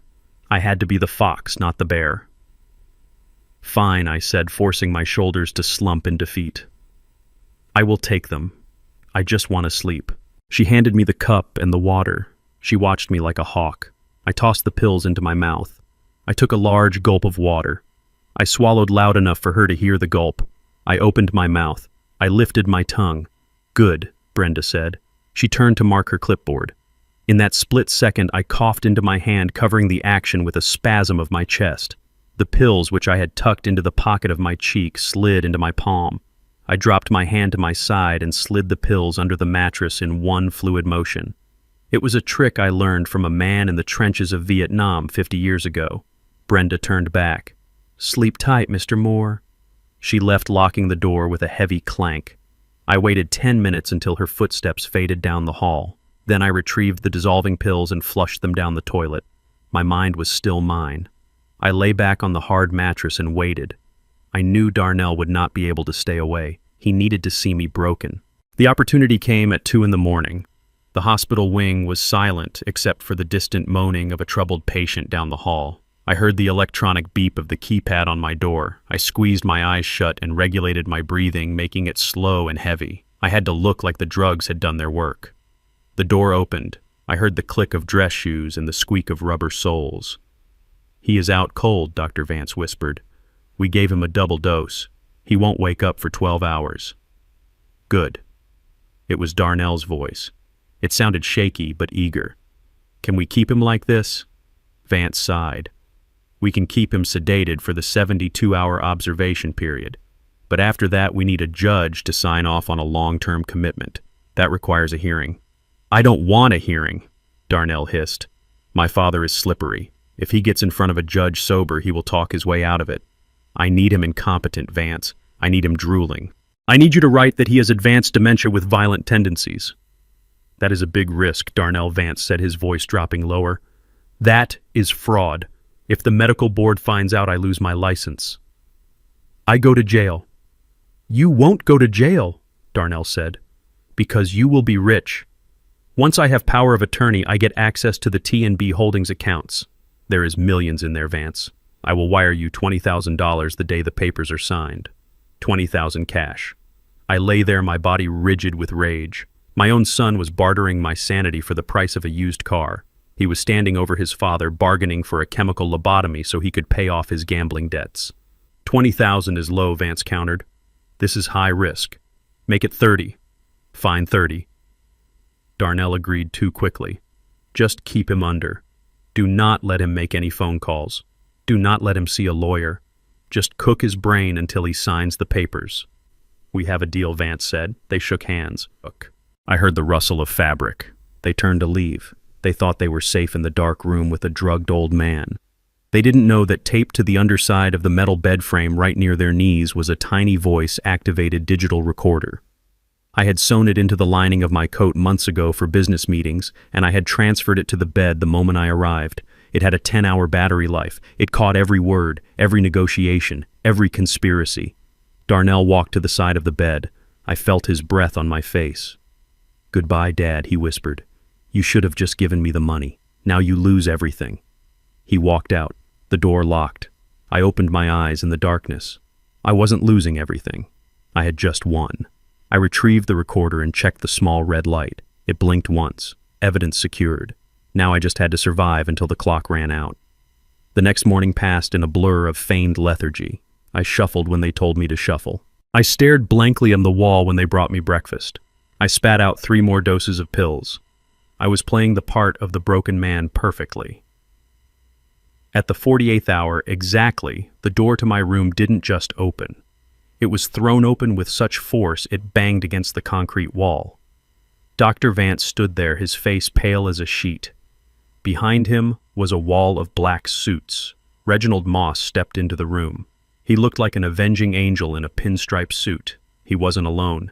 He was flanked by 4 federal agents wearing windbreakers that said FBI. Get away from my client, Reggie roared, pointing a finger at Vance. Mr. Moore, Vance stammered, backing up.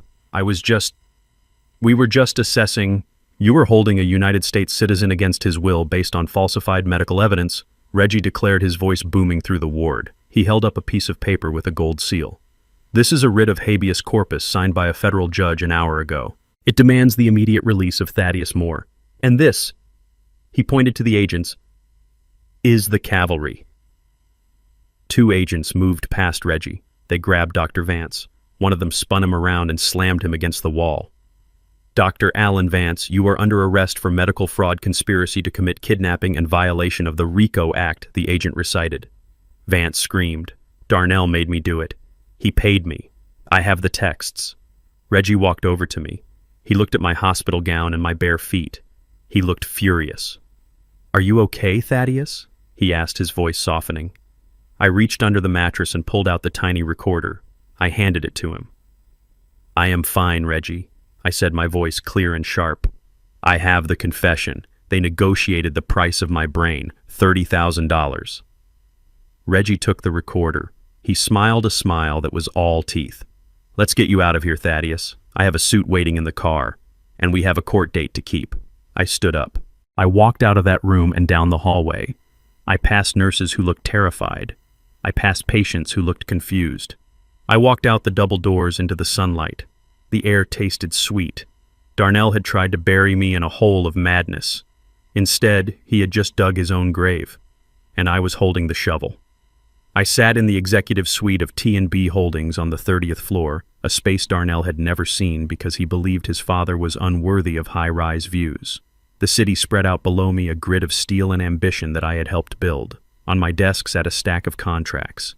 They were the lifeblood of Visionary Strategies, the boutique marketing firm where Darnell held the title of senior vice president. He believed he had secured his position there through his charisma and business acumen. He bragged constantly about his six-figure retainer and his corner office. He did not know that Visionary Strategies was a shell company I had acquired 5 years ago specifically to give him a playground. I was his only client. I was his only revenue stream. Every dollar he thought he earned was an allowance I paid him to feel important. I picked up my fountain pen. It felt heavy and cold. I looked at the termination order in front of me. It was a simple document. It stated that T&B Holdings was exercising its right to cancel all service agreements with Visionary Strategies effective immediately due to a conflict of interest and reputational risk. The cause listed was Darnell Moore. I signed my name. The ink was black and permanent. I handed the document to my assistant. "File it," I said, "and notify the building manager to initiate the lockout procedure for their suite."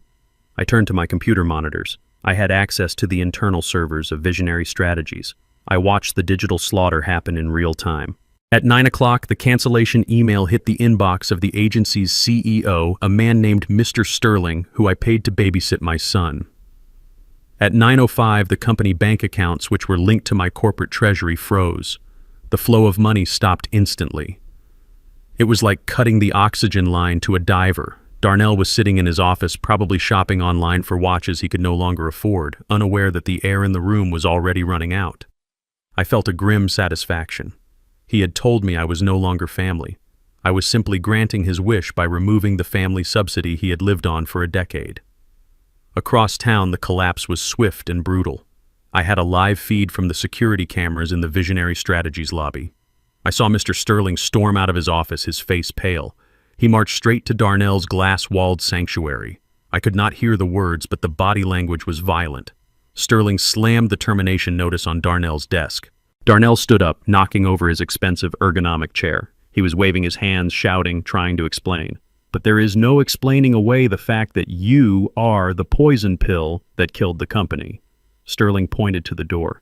He didn't give Darnell time to pack a box. He didn't give him time to say goodbye to the secretary he treated like a servant. Security guards appeared flanking Darnell like he was a criminal. They marched him through the bullpen. The other employees watched in silence. They knew. They knew Darnell was a fraud who took credit for their work, and now they were watching him get flushed. Darnell looked terrified. He looked at his phone, probably trying to call me, but his number was blocked. He was dragged to the elevator and shoved inside. Down in the lobby, the building manager was already taping a bright orange notice to the glass doors of the office. Seized for non-payment. The locks were being changed by a locksmith I had dispatched an hour ago. Darnell stumbled out onto the sidewalk. It was raining, a cold gray drizzle that soaked his suit. He stood there looking up at the building he thought he ruled. He had no job. He had no office. He had no income. He checked his pockets, realizing he had left his car keys on his desk, but he couldn't go back up. And even if he could, he didn't have a car to drive anymore. He was just a man on a sidewalk with nothing but the wet clothes on his back. The dominoes had fallen exactly as I placed them. In a cheap motel room on the outskirts of the city, Tiffany sat on a lumpy mattress staring at her phone. She had seen the news alert. A local business blog had already picked up the story. Local marketing firm collapses after losing key investor. Darnell's name was mentioned as the cause. Tiffany felt the walls closing in. The smell of stale cigarette smoke and mildew filled her nose. This was not the life she was promised. She had married Darnell for the penthouse views and the black cards, not for Motel 6 and eviction notices. She looked at her wedding ring. It was a diamond I had paid for. She twisted it on her finger, realizing it might be the only asset she had left. She made a decision then. It wasn't a decision born of love or loyalty. It was the survival instinct of a rat on a sinking ship. If Darnell was broke, he was useless to her. She unlocked her phone and opened a hidden folder of contacts. She scrolled past Darnell. She scrolled past her parents. She stopped at a name she hadn't dialed in years. Chad. Chad was her college boyfriend, a man she had dumped because he wasn't ambitious enough. But rumors said Chad had recently come into a large inheritance. Rumors that I had carefully planted through mutual acquaintances over the last week. Chad was not an heir. Chad was an actor I had hired from a local theater troupe. I had set him up in a luxury suite at the Ritz-Carlton and given him a wardrobe of Italian suits. He was bait. Shiny, expensive bait designed to catch a gold digger. Tiffany typed a message. "Hey stranger, long time. I heard you are in town. I would love to catch up." I watched the message appear on the cloned phone I had given to the actor. I sat in my apartment sipping tea. She didn't wait for Darnell to come home and explain. She didn't wait to comfort him. She saw the ship going down and she immediately looked for a lifeboat. I picked up my burner phone and texted the actor. She bit. "Reel her in. Invite her to the charity gala tonight. Tell her you need a +1. The reply from Tiffany came 30 seconds after the invite. "I would love to. Darnell and I are having issues. It would be nice to be around someone with class again." I laughed, a dry, humorless sound. She was walking right into the lion's den. Darnell was losing his career and his wife was already putting on her makeup to meet another man. They deserved each other. But tonight they would both get exactly what they deserved in front of the entire city. The stage was set for the final act. The Metropolitan Charity Gala was the event of the season. It was held in the grand ballroom of the St. Regis Hotel, a place dripping with crystal chandeliers and the scent of old money. Tickets cost $5,000 a plate. I was the diamond sponsor, though my name wasn't on the program. I sat at a table in the shadowed back corner, invisible to the glitterati, sipping sparkling water and watching the doors. At 8:30, Darnell and Tiffany arrived. They didn't have tickets. They didn't have an invitation. But desperation makes people bold. They had slipped in through the service entrance, blending in with a group of late-arriving musicians. Darnell wore a tuxedo that fit poorly, likely rented or borrowed, and Tiffany wore a dress that was too flashy for the room, a desperate attempt to be seen. They weren't here for charity. They were hunting. Darnell needed a new investor to save his crumbling career, and Tiffany was scanning the room for Chad, the rich ex-boyfriend I had dangled in front of her. They moved through the crowd like sharks in a goldfish bowl, their eyes darting, their smiles tight and predatory. I watched Darnell corner a venture capitalist near the bar, talking fast, his hands waving. The man looked uncomfortable, inching away. Tiffany was texting furiously, looking for her golden parachute. They looked pathetic. They looked like exactly what they were, imposters in a world they hadn't earned. The lights dimmed. The murmuring crowd fell silent as the host took the stage to welcome everyone. This was Darnell's moment. I saw him push past a waiter adjusting his tie. He wasn't going to wait for an introduction. He was going to seize the spotlight. He marched up the stairs to the stage, grabbed the microphone from the stunned host and tapped it twice. The feedback screeched through the speakers, making everyone wince. "Good evening, ladies and gentlemen," Darnell announced, his voice booming and slightly slurred. "I am Darnell Moore. Many of you know me as a successful marketing executive, but tonight I stand before you as a victim of a cruel and vindictive father who has stripped me of my livelihood and my home because he is jealous of my success." A murmur of confusion rippled through the room. People whispered, pointing. "Who is this? Is this part of the show?" Darnell continued, gaining momentum. My father, Thaddeus Moore, is a tyrant. He hates that I married a woman of class. He hates that I have ambition. He has cut me off, left me destitute, and tried to destroy my reputation. But I am here to ask for your help. I am looking for partners who believe in innovation, who believe in family values, unlike my father. He paused for effect, waiting for applause or sympathy. He got silence. Uncomfortable, heavy silence. And then behind him, the massive projection screen that was supposed to show images of starving children flickered to life. But it wasn't a charity video. It was grainy footage from a hotel room camera. The room was unmistakable, the Ritz-Carlton suite I had rented for Chad.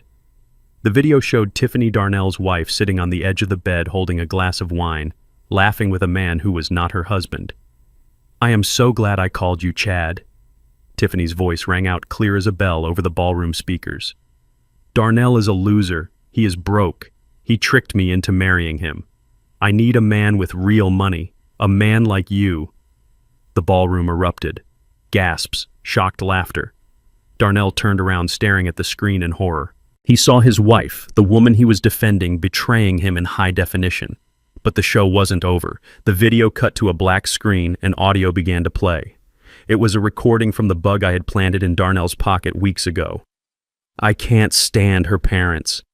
Darnell's voice sneered loud and ugly. "Brent and Susan are leeches, white trash wrapped in expensive clothes. As soon as I get my dad's money, I am kicking them to the curb. They smell like desperation." The audio cut off. The lights came up. Darnell stood frozen on stage, the microphone dangling from his hand. He looked out into the crowd. He saw Tiffany standing near the bar, her face a mask of terror. He saw Brent and Susan, who had somehow managed to sneak in too, staring at him with pure hatred. "You ungrateful little worm," Brent shouted, charging toward the stage. He wasn't a fighter, but rage gave him speed. He tackled Darnell, knocking him into the podium. They rolled on the floor, a tangle of limbs and tuxedos, punching and cursing. Tiffany screamed, trying to run, but she tripped on her dress and fell. The guests, the elite of the city, were filming everything on their phones. It was chaos. It was ruin. It was perfect. I stood up from my table in the back. I adjusted my jacket. I didn't need to say a word. The truth had spoken for me. I walked toward the exit as security swarmed the stage to break up the fight. Darnell was finished. Tiffany was exposed. And the Miller family was at war with itself. I walked out into the cool night air, leaving the heat of their destruction behind me. Protocol Z was complete. Now it was just a matter of cleaning up the debris. 3 days after the charity gala, the city was buried under a sheet of freezing rain. The streets were empty, and the wind howled through the alleyways of the south side. I sat in the darkness of my living room, the only light coming from the street lamps filtering through the blinds. I was not asleep. I was waiting. I knew my son. I knew that when a man is stripped of his pride, his money, and his reputation, he does not reflect on his sins. He lashes out. He seeks a quick fix.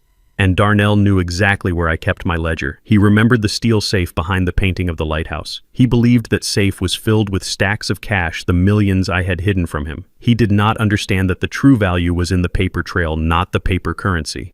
At 2 a.m, a shadow moved across the front window. It was a clumsy, stumbling shadow. Darnell was drunk. I could hear him muttering to himself outside, cursing the cold, cursing the ice, cursing me.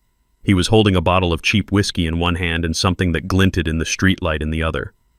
It was a long, serrated kitchen knife. He had not come to talk. He had come to take. He had reached the end of the road. His friends had abandoned him. His wife was at war with him. His in-laws were revealed as frauds. He had nowhere to go but back to the father he despised, not to beg for forgiveness, but to demand what he felt was his birthright. I heard the scratch of metal on the lock.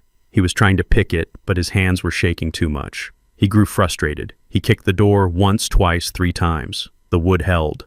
I had reinforced the frame days ago, anticipating this exact moment. He screamed a sound of pure animal rage. Then came the sound of shattering glass.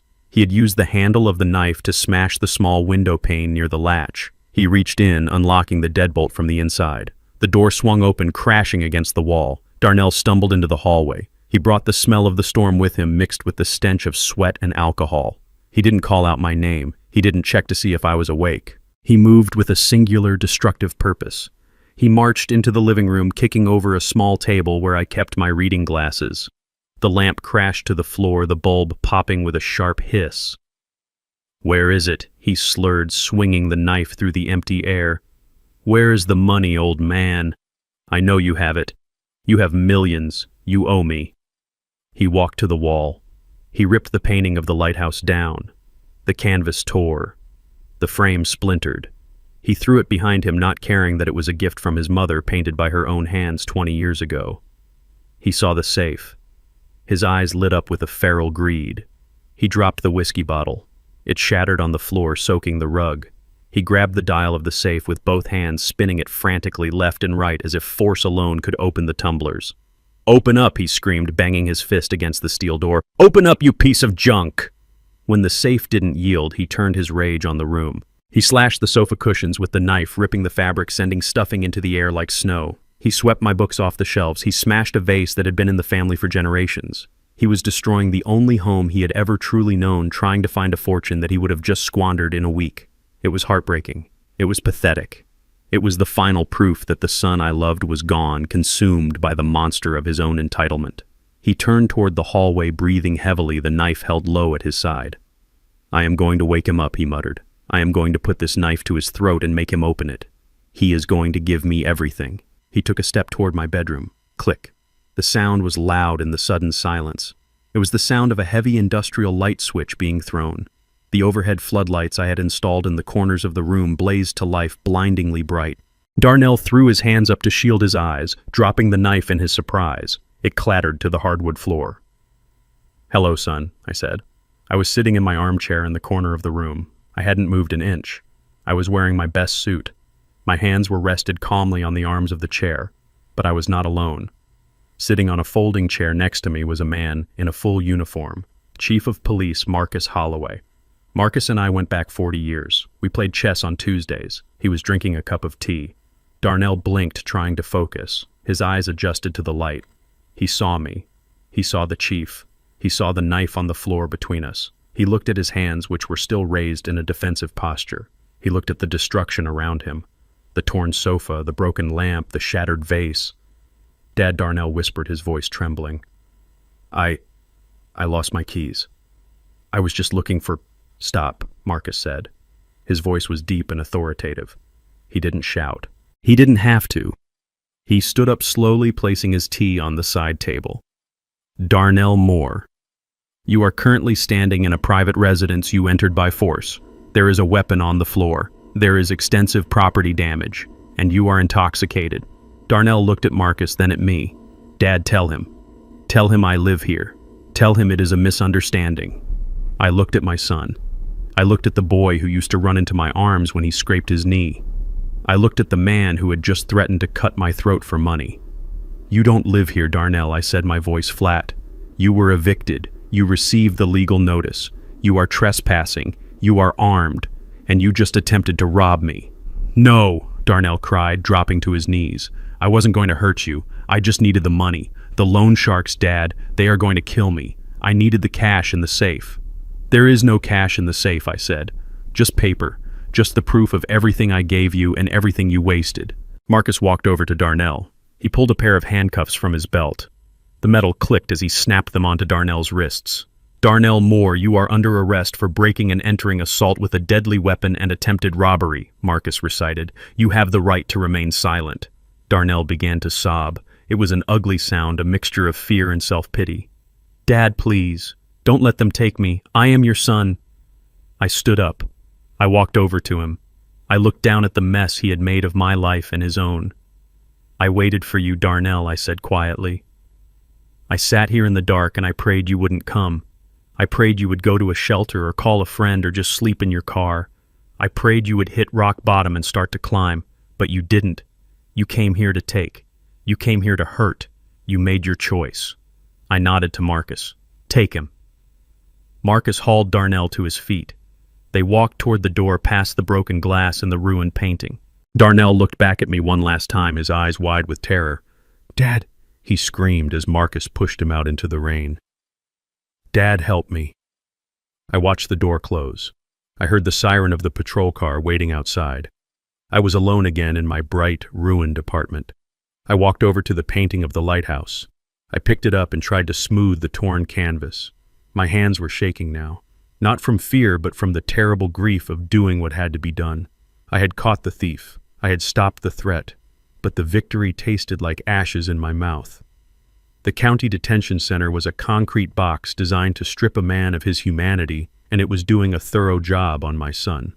The air inside tasted of stale bologna and industrial disinfectant, a smell that stuck to the back of your throat and refused to leave. I sat in a small interrogation room, the metal table bolted to the floor, cold under my fingertips. I was not there as a visitor. I was there as the victim of the crime. Chief Marcus had arranged for 10 minutes of private time before Darnell was transferred to the general population. I wore my Sunday suit, the same one I had worn on Christmas when he kicked me out. I wanted him to see exactly who he had thrown away. The heavy steel door buzzed and clanked open. A guard stepped in, leading a man in a bright orange jumpsuit. His wrists were shackled to his waist and his ankles were chained together, forcing him to shuffle in small, humiliating steps. It took me a moment to recognize him. The Darnell who had stood on his porch swirling scotch and looking down on me was gone. In his place was a terrified boy with hollow eyes and skin the color of ash. He hadn't showered. His hair was matted. He smelled of fear and unwashed bodies. The guard pushed him into the chair opposite me and locked the door, leaving us alone in the humming silence of the room. Darnell did not look at me. He stared at his hands resting on the metal table, picking at a loose thread on his sleeve. He was shaking. The chains rattled softly, a constant reminder of how far he had fallen. "Hello, Darnell," I said. My voice was not loud. It did not echo. It just filled the space between us. He looked up then. His eyes were red and swollen. When he saw me, he didn't show anger or defiance. He collapsed. It wasn't a physical collapse, but a spiritual one. His shoulders slumped and his face crumpled into a mask of absolute misery. "Dad," he choked out. "Dad, you have to get me out of here. It is a nightmare. There are animals in there, Dad. I haven't slept. I haven't eaten. Please, I will do anything. Just pay the bail. I know you have the money." I leaned back in my chair watching him. I remembered him as a toddler crying because he dropped his ice cream. I had bought him another one then. I had fixed it. But I could not fix this. I could not buy another ice cream cone to replace the integrity he had thrown away. "I am not here to bail you out, Darnell," I said. "The robbery charge is a felony. The assault with a deadly weapon is a felony. There is no bail for a man caught holding a knife in his father's living room." Darnell began to weep. It was a wet, ugly sound. He slid out of his chair. The chains pulled tight, but he managed to get to his knees on the dirty linoleum floor. He pressed his forehead against the edge of the table right near my hand. "I am sorry," he sobbed. "I am so sorry, Dad. I didn't mean it. I was drunk. I was scared. I wasn't going to hurt you.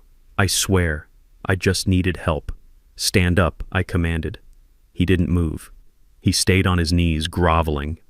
"It wasn't my fault," he whispered into the metal. "It was them. It was Tiffany. She made me crazy, Dad. She spent so much money. Every day it was something new. A bag, a trip, a dinner. She said if I didn't provide, she would leave me. She said I wasn't a real man if I couldn't buy her the world. I was just trying to keep her happy." I listened to him blame the woman he had vowed to protect. A minute ago, he was a predator. Now he was a victim. And Brent, he continued the words tumbling out in a desperate rush. "Her father is the devil. He told me you were holding out on me. He told me I deserved that money. He put the ideas in my head, Dad.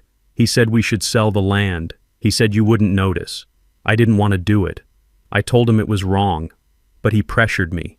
He said we needed the cash to pay off the caterer. He said you owed it to us." I felt a surge of disgust so potent it tasted like bile. Even here in chains, he could not take responsibility. He was willing to throw his wife and his father-in-law into the fire just to see if it would burn down the prison walls.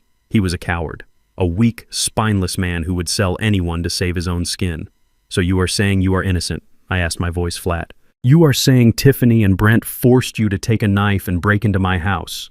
"Yes," Darnell cried, looking up at me with hope in his eyes. "Yes, Dad. They manipulated me. I am the victim here. Please tell the police. Tell them I am a good son. Tell them to let me go home." I reached into my jacket pocket.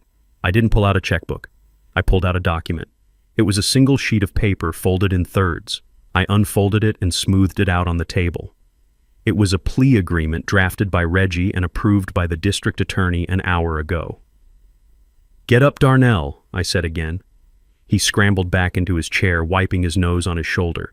He looked at the paper. "What is this?" he asked. "This is your lifeline," I said. "This is the only help you are going to get from me." I pointed to the paragraphs. "I have the deed, Darnell, the deed to the 5-acre commercial lot, the one you signed yesterday in the diner, the one you sold for $50,000 in counterfeit cash to an undercover agent working for my security team." Darnell's face went white. "You know about that. I know everything I said. I have you on video forging my signature. That is forgery. That is fraud. That is grand larceny. That alone carries 10 years. Add the break-in and the assault and you are looking at 20 years in a state penitentiary. You will be an old man when you get out, Darnell. You will be older than I am now." He started to hyperventilate. No. Dad, please." I tapped the paper. "Here is the deal. You are going to plead guilty to the forgery. You are going to accept a sentence of 2 years in a minimum security facility. In exchange, I will drop the charges for the break-in and the assault. I will tell the DA that it was a domestic dispute and that I do not wish to press charges for the knife." 2 years, Darnell whispered. 2 years is a long time. It is a gift, I snapped. "It is mercy you do not deserve. But there is a condition." I pushed a pen toward him. "You are going to testify against Brent Miller. You are going to tell the police exactly how he helped you plan the sale. You are going to tell them how he encouraged the forgery. You are going to give them dates, times, and conversations. You are going to hand him over on a silver platter." Darnell looked at the pen. He looked at me. He looked at the door leading to the cells. He realized his options were zero. He could protect the father-in-law who had called him a worm, or he could save himself 18 years of his life. He didn't hesitate. He didn't ask about Tiffany. He didn't ask about loyalty. He grabbed the pen with shaking hands. "I will do it," he said, his voice thick with relief and malice. "I will tell them everything. Brent is going to rot. He pushed me to do it. It was all his idea. He signed his name." The scratch of the pen on the paper was the sound of a rat chewing through a rope. He pushed the document back to me. "Did I do good, Dad?" he asked, looking for approval. "Did I fix it?" I took the paper and put it back in my pocket. I stood up. I looked down at him one last time. "You did what you always do, Darnell," I said. "You took the easy way out." I knocked on the door. The guard opened it immediately. "We are done here," I said. "Dad, wait," Darnell called out as I walked away. "Will you visit me? Will you put money on my commissary?" I didn't look back. The heavy steel door slammed shut, cutting off his voice. I walked down the long gray hallway, my footsteps echoing on the concrete. I had the confession. I had the witness. Darnell was going to prison, but he was taking the Miller family down with him. It was a tragedy, but it was also justice. And sometimes justice is the only love a father has left to give. I sat in the command center of my home office, surrounded by the soft hum of servers and the cool blue light of high-definition monitors. It was 3 a.m. on a Tuesday. Most men my age were asleep dreaming of golf courses or grandchildren, but I was awake watching the perimeter of my property like a hawk guarding its nest. I knew she would come. Darnell was in custody. Brent was facing charges. The house of cards had collapsed, and there was only one person left standing in the wreckage with enough rage to try and burn the world down. Tiffany.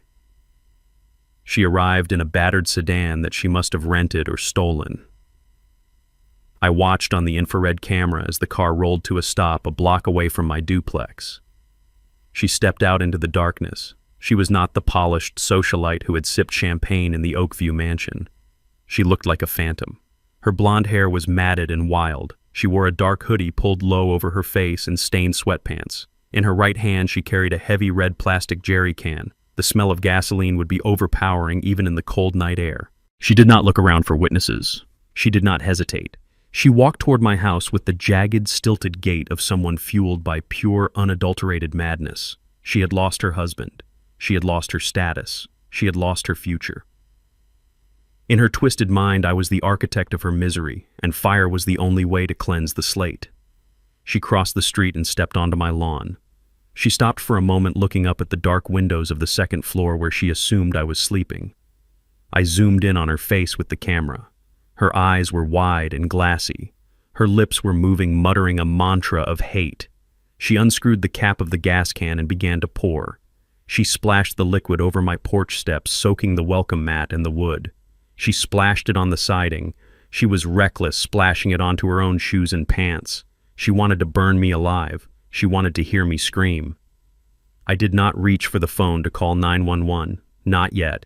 I reached for the console on my desk. You see, Tiffany thought she was attacking an old man's house. She did not know she was attacking the fortress of a retired infrastructure engineer who had spent 30 years designing automated suppression systems for chemical plants and high-risk data centers.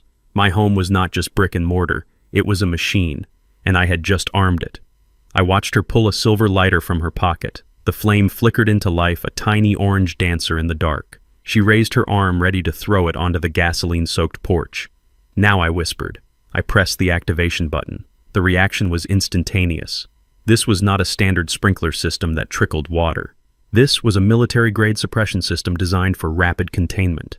A series of nozzles hidden in the eaves of the porch and the flower beds exploded into action. They did not spray water. They sprayed a high-expansion chemical foam, a dense white substance used to smother jet fuel fires and hangars. It hit her with the force of a fire hose. The foam expanded on contact, filling the entire porch area in seconds. It knocked the lighter from her hand, extinguishing the flame instantly. It knocked Tiffany off her feet. She screamed, but the sound was muffled by the expanding white mass. The foam was sticky and heavy. It clung to her clothes, her hair, her skin. It filled the space, rising to waist height in a matter of heartbeats. She tried to stand, but she slipped on the slick chemical sludge. She tried to run, but the foam was like quicksand, weighing her down, disorienting her. She flailed her arms, looking like a drowning swimmer in a sea of marshmallows. I activated the second phase of the defense, the floodlights. 6,000 lumens of LED light blasted the front yard, turning the night into a blinding white day. Tiffany covered her eyes, shrieking in terror. She was completely exposed. A figure coated in white slime, smelling of gasoline and failure, trapped in a cage of light and foam. Then the audio system kicked in. I picked up my microphone. My voice was amplified by the external speakers booming over the neighborhood like the voice of God. "Tiffany Miller," I said, "drop the lighter. Stay where you are. You are trespassing on private property and you have attempted arson. The police have been notified." She froze, looking up at the speakers. She looked around frantically, trying to find a way out, but the foam made every movement a struggle. She was trapped in a prison of her own making. I walked to the window and looked down. She saw me. Even through the foam and the blinding light, our eyes met. "I hate you," she screamed.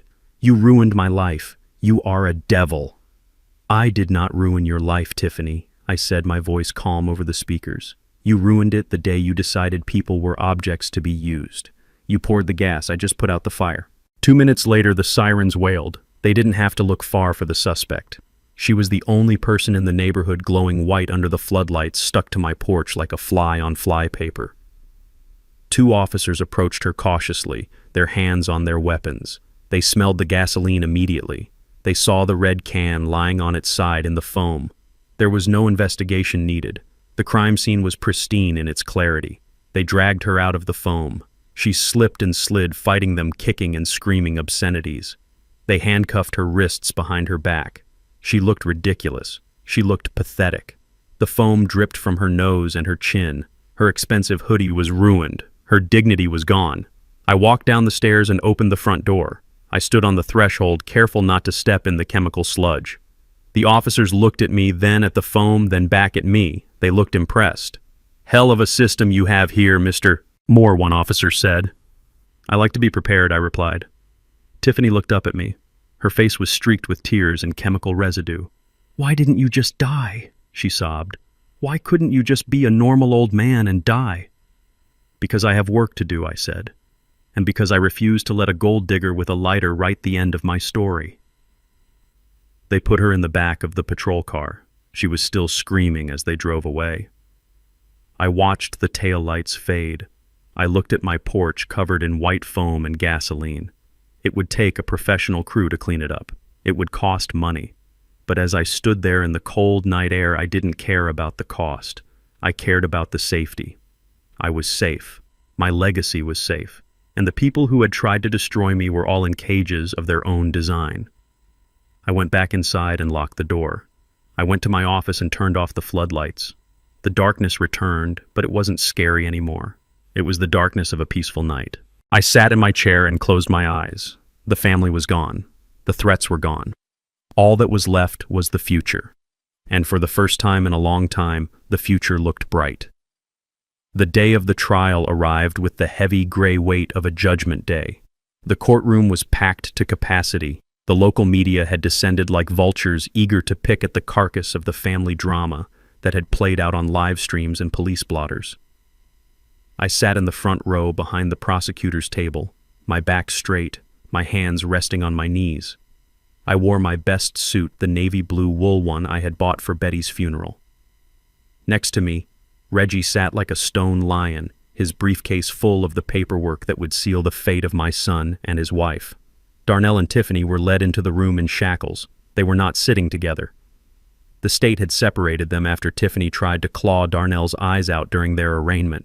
Darnell looked like a shell of a man. His orange jumpsuit hung loosely on his frame, and his hair, which he used to style with expensive gels, was matted and dull. He scanned the crowd frantically until his eyes landed on me. He didn't look angry. He looked pleading. He looked like he was still hoping I would stand up and tell the judge it was all a big mistake. Tiffany, on the other hand, looked feral. Her prison grays were stained, and she glared at me with a hatred so pure it almost crackled in the air. The defense attorney, a court-appointed lawyer who looked like he hadn't slept in a week, stood up to make his opening statement. He tried to paint a picture of me as a tyrant. He described Darnell as a desperate son pushed to the brink by a father who hoarded resources and demanded impossible standards. He called me a miser. He called me manipulative. He argued that Darnell's actions, while illegal, were the result of extreme financial duress caused by my cruelty. He tried to garner sympathy for the young couple struggling to survive in a harsh economy. While the patriarch sat on a pile of gold he refused to share. It was a good story. It was the story Darnell had told himself for years. Then it was my turn to take the stand. I walked up the steps to the witness box. I swore to tell the truth. I looked out at the jury, 12 strangers who would decide the ending of this tragedy. Reggie stood up. He didn't pace. He didn't shout. He just asked one simple question. Mr. Moore, the defense claims your son was destitute and that you withheld support. Can you please state for the court your occupation and your estimated net worth? I leaned into the microphone. I looked directly at Darnell. I wanted him to hear this. I wanted him to understand the magnitude of what he had thrown away. I am a retired infrastructure engineer, I said, my voice filling the room. But I am also the founder, chairman, and sole proprietor of T&B Holdings. Darnell frowned. Nell. He knew the name T&B. It was on the lease of his house. It was on the registration of his car. But he had always assumed it was some faceless corporate entity I had rented from. He never put together that T stood for Thaddeus and B stood for Betty. T&B Holdings. I continued owns 12 commercial shopping centers in the tri-state area. It owns the industrial park on the west side. It holds the municipal contracts for the water filtration systems of this city and 3 others. It owns a portfolio of residential apartment complexes, including the one where I reside. The courtroom grew quiet. The scratching of the court reporter's machine was the only sound. And, your net worth? Reggie prompted. I paused. I had never said the number out loud. I had kept it a secret even from myself in some ways.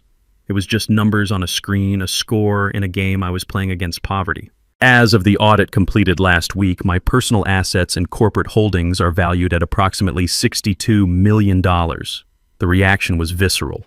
A collective gasp rippled through the gallery. The jury's eyes went wide, but the most violent reaction came from the defense table. Darnell's head snapped back as if he had been punched. 60 million. He mouthed the words. 60 million. He had sold a plot of land for $50,000 counterfeit cash. He had stolen $50,000 over 5 years. He had tried to kill me for an insurance policy he thought was worth maybe $200,000. He had been sitting at a table eating crumbs while starving, never realizing he was sitting in a bakery. Tiffany let out a low moan. She slumped in her chair, staring at me with a mixture of horror and greed. She had called me a pauper. She had laughed at my truck. She realized now that I could have bought her entire family tree and turned it into firewood without making a dent in my bank account. You lied, Darnell shouted, jumping up from his seat, his chains rattling. You lied to me. You acted poor. You drove that truck. You tricked me. Order. The judge banged his gavel. Sit down, defendant. I did not lie, Darnell, I said into the microphone. I just didn't brag. I lived below my means so I could build something lasting. I wanted to give it to you. All of it. It was all in the trust you tried to break into, the trust you destroyed. Darnell was breathing hard, hyperventilating. $60 million. He was doing the math. He was calculating the yachts, the cars, the houses. He was seeing the life he could have had if he had just been patient, if he had just been kind, if he had just opened the door on Christmas instead of slamming it. Reggie waited for the room to settle. He walked over to the evidence table and picked up a document. It was a single sheet of paper with a bank seal, Mr. Moore, Reggie said. The defense argues that your son is your only heir and that his actions were driven by the anxiety of his future inheritance. Can you please explain the current status of your estate? I looked at Darnell. This was the final blow. This was the mercy kill. I realized last week that money was the poison, I said. It was the disease that infected my family. It made my son lazy. It made him entitled. It made him a criminal. As long as that money existed, he would never learn. He would always be waiting for me to die. He would always be plotting. I took a deep breath. So I removed the temptation. Darnell froze. What? Yesterday morning, I said, my voice steady. I executed a wire transfer. I liquidated 80% of my liquid assets, and I signed over the deeds to the commercial properties to a charitable trust. No, Darnell whispered. No, you didn't. I donated $50 million to the Thaddeus and Betty Moore Scholarship Fund, I declared.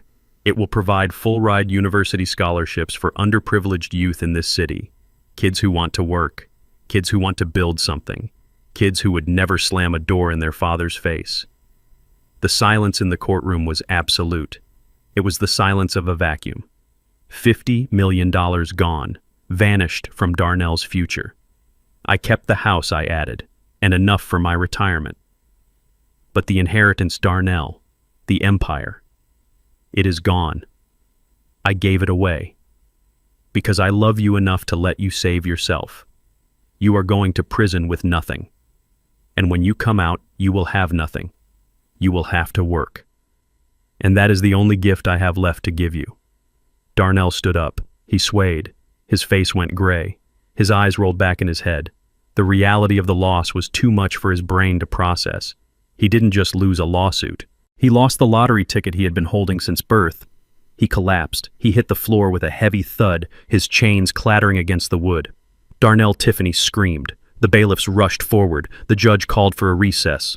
I sat in the witness box and watched them tend to my son. I felt a profound sadness but no regret. I had cauterized the wound. I had burned away the rot. He was broke. He was going to prison. But for the first time in his life, he was free. He was free from the expectation of my money. He was free to be a man. Whether he survived that freedom was up to him. I stood up and walked out of the courtroom, leaving the chaos behind me. I had a meeting with the scholarship board. I had futures to build. The snow fell softly on Oakview Drive, covering the manicured lawns in a blanket of pristine white. It was Christmas morning, exactly 1 year since the day my son slammed a heavy oak door in my face and told me I was no longer his family. I parked my Ford truck in the same spot I had parked it then, but this time no one looked at it with disgust. The street was quiet, but the house at number 42 was not. It was vibrating with life. The windows were glowing with a warmth that had nothing to do with expensive heating systems, and everything to do with the people inside. The sign on the front lawn did not say private property anymore. It was a hand-painted wooden sign that read the Betty Moore Community Center. I walked up the driveway carrying a 20-pound turkey wrapped in foil. The smell of sage and rosemary rose up to meet the cold air just like it had a year ago. But this time as I reached the porch, the door flew open before I could even ring the bell. It was not a sullen man in a velvet blazer blocking my path. It was a 12-year-old boy named Marcus wearing a sweater that was slightly too big for him. "Mr. Moore is here," Marcus shouted, his face splitting into a grin. He brought the bird. I stepped inside. The marble floors were scuffed from the shoes of 50 children running back and forth. The crystal chandelier was still there, but it was draped in paper chains made by hand.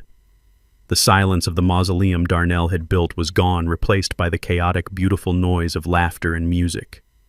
Motown played from a speaker in the corner, filling the high ceilings with soul. This house, which had been a monument to vanity, was now a sanctuary. I had donated the property to the trust immediately after the trial. It was now a home for scholarship students who had nowhere else to go during the holidays. Kids who came from the same dirt I came from. Kids who knew the value of a roof over their heads. I walked into the dining room. The long mahogany table where Tiffany's parents had sipped their wine was now extended with folding tables to seat 30 people. There were no crystal flutes. There were paper cups and mismatched plates. The food wasn't catered lobster and truffle pasta. It was a potluck of epic proportions.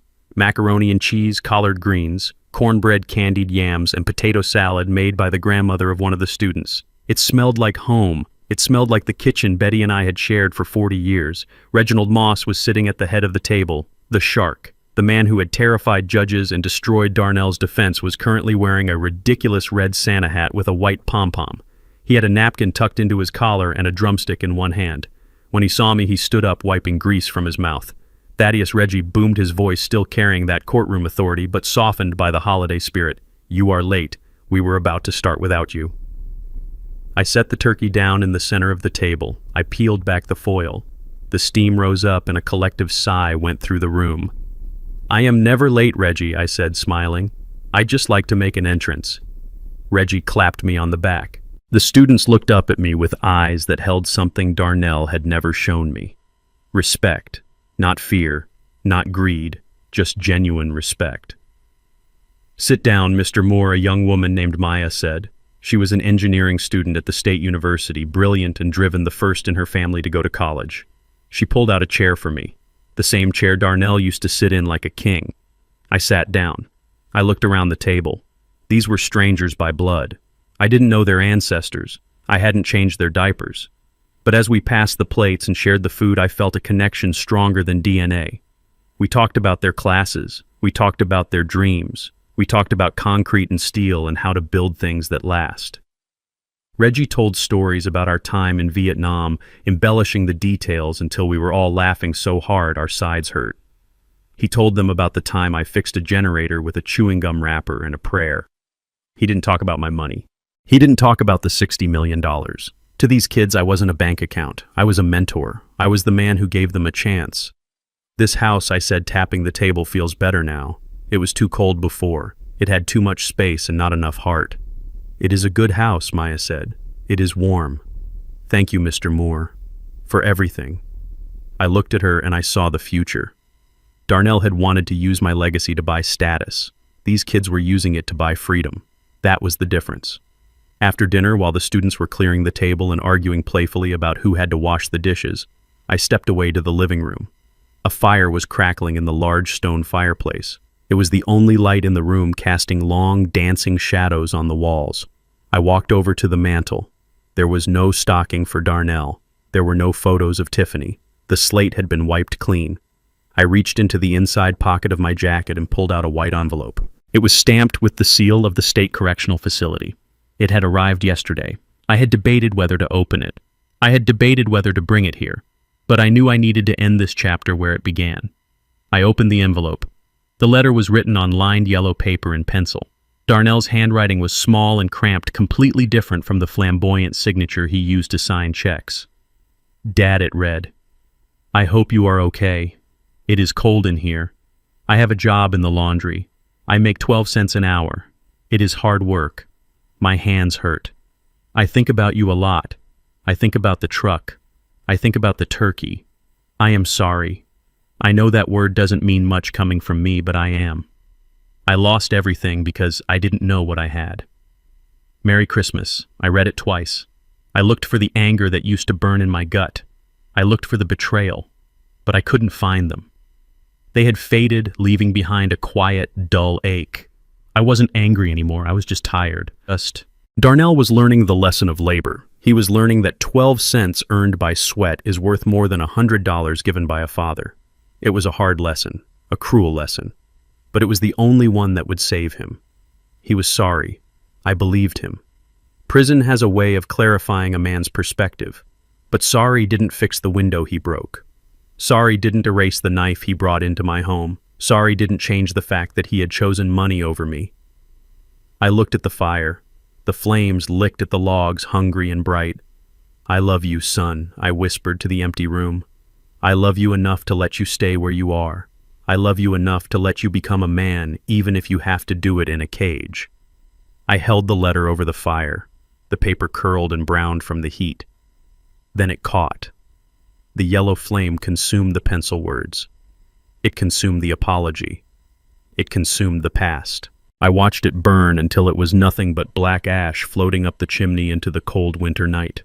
I turned around. Reggie was standing in the doorway watching me. He held 2 glasses of cognac. He didn't ask about the letter. He didn't ask about Darnell. He knew. "To family," Reggie said, handing me a glass. I took it. I looked back toward the dining room where the laughter of 30 young people was filling the air. "To family," I repeated. "The one we build, not the one we are born with." We clinked glasses. The sound was a soft, clear bell in the warm room. I took a sip. It burned, going down a good, clean burn. I was 71 years old. I had lost a son, but I had gained a future. I walked back into the light of the dining room ready to serve dessert. The turkey was gone. The past was ash. And for the first time in a long time, I was truly home. Thaddeus's journey teaches us a harsh but necessary truth. Shared DNA does not guarantee loyalty, nor does it entitle anyone to unconditional support in the face of disrespect. Darnell's downfall wasn't just about losing an inheritance. It was the inevitable result of valuing superficial status over genuine human connection. True wealth isn't found in bank accounts or luxury cars, but in the integrity of earning one's way and the bonds we build with those who truly respect us. Sometimes the most loving act a parent can do is to let their child fall so they might finally learn how to stand on their own. If you believe that true family is built on respect, rather than blood, hit that like button and subscribe for more stories of justice served.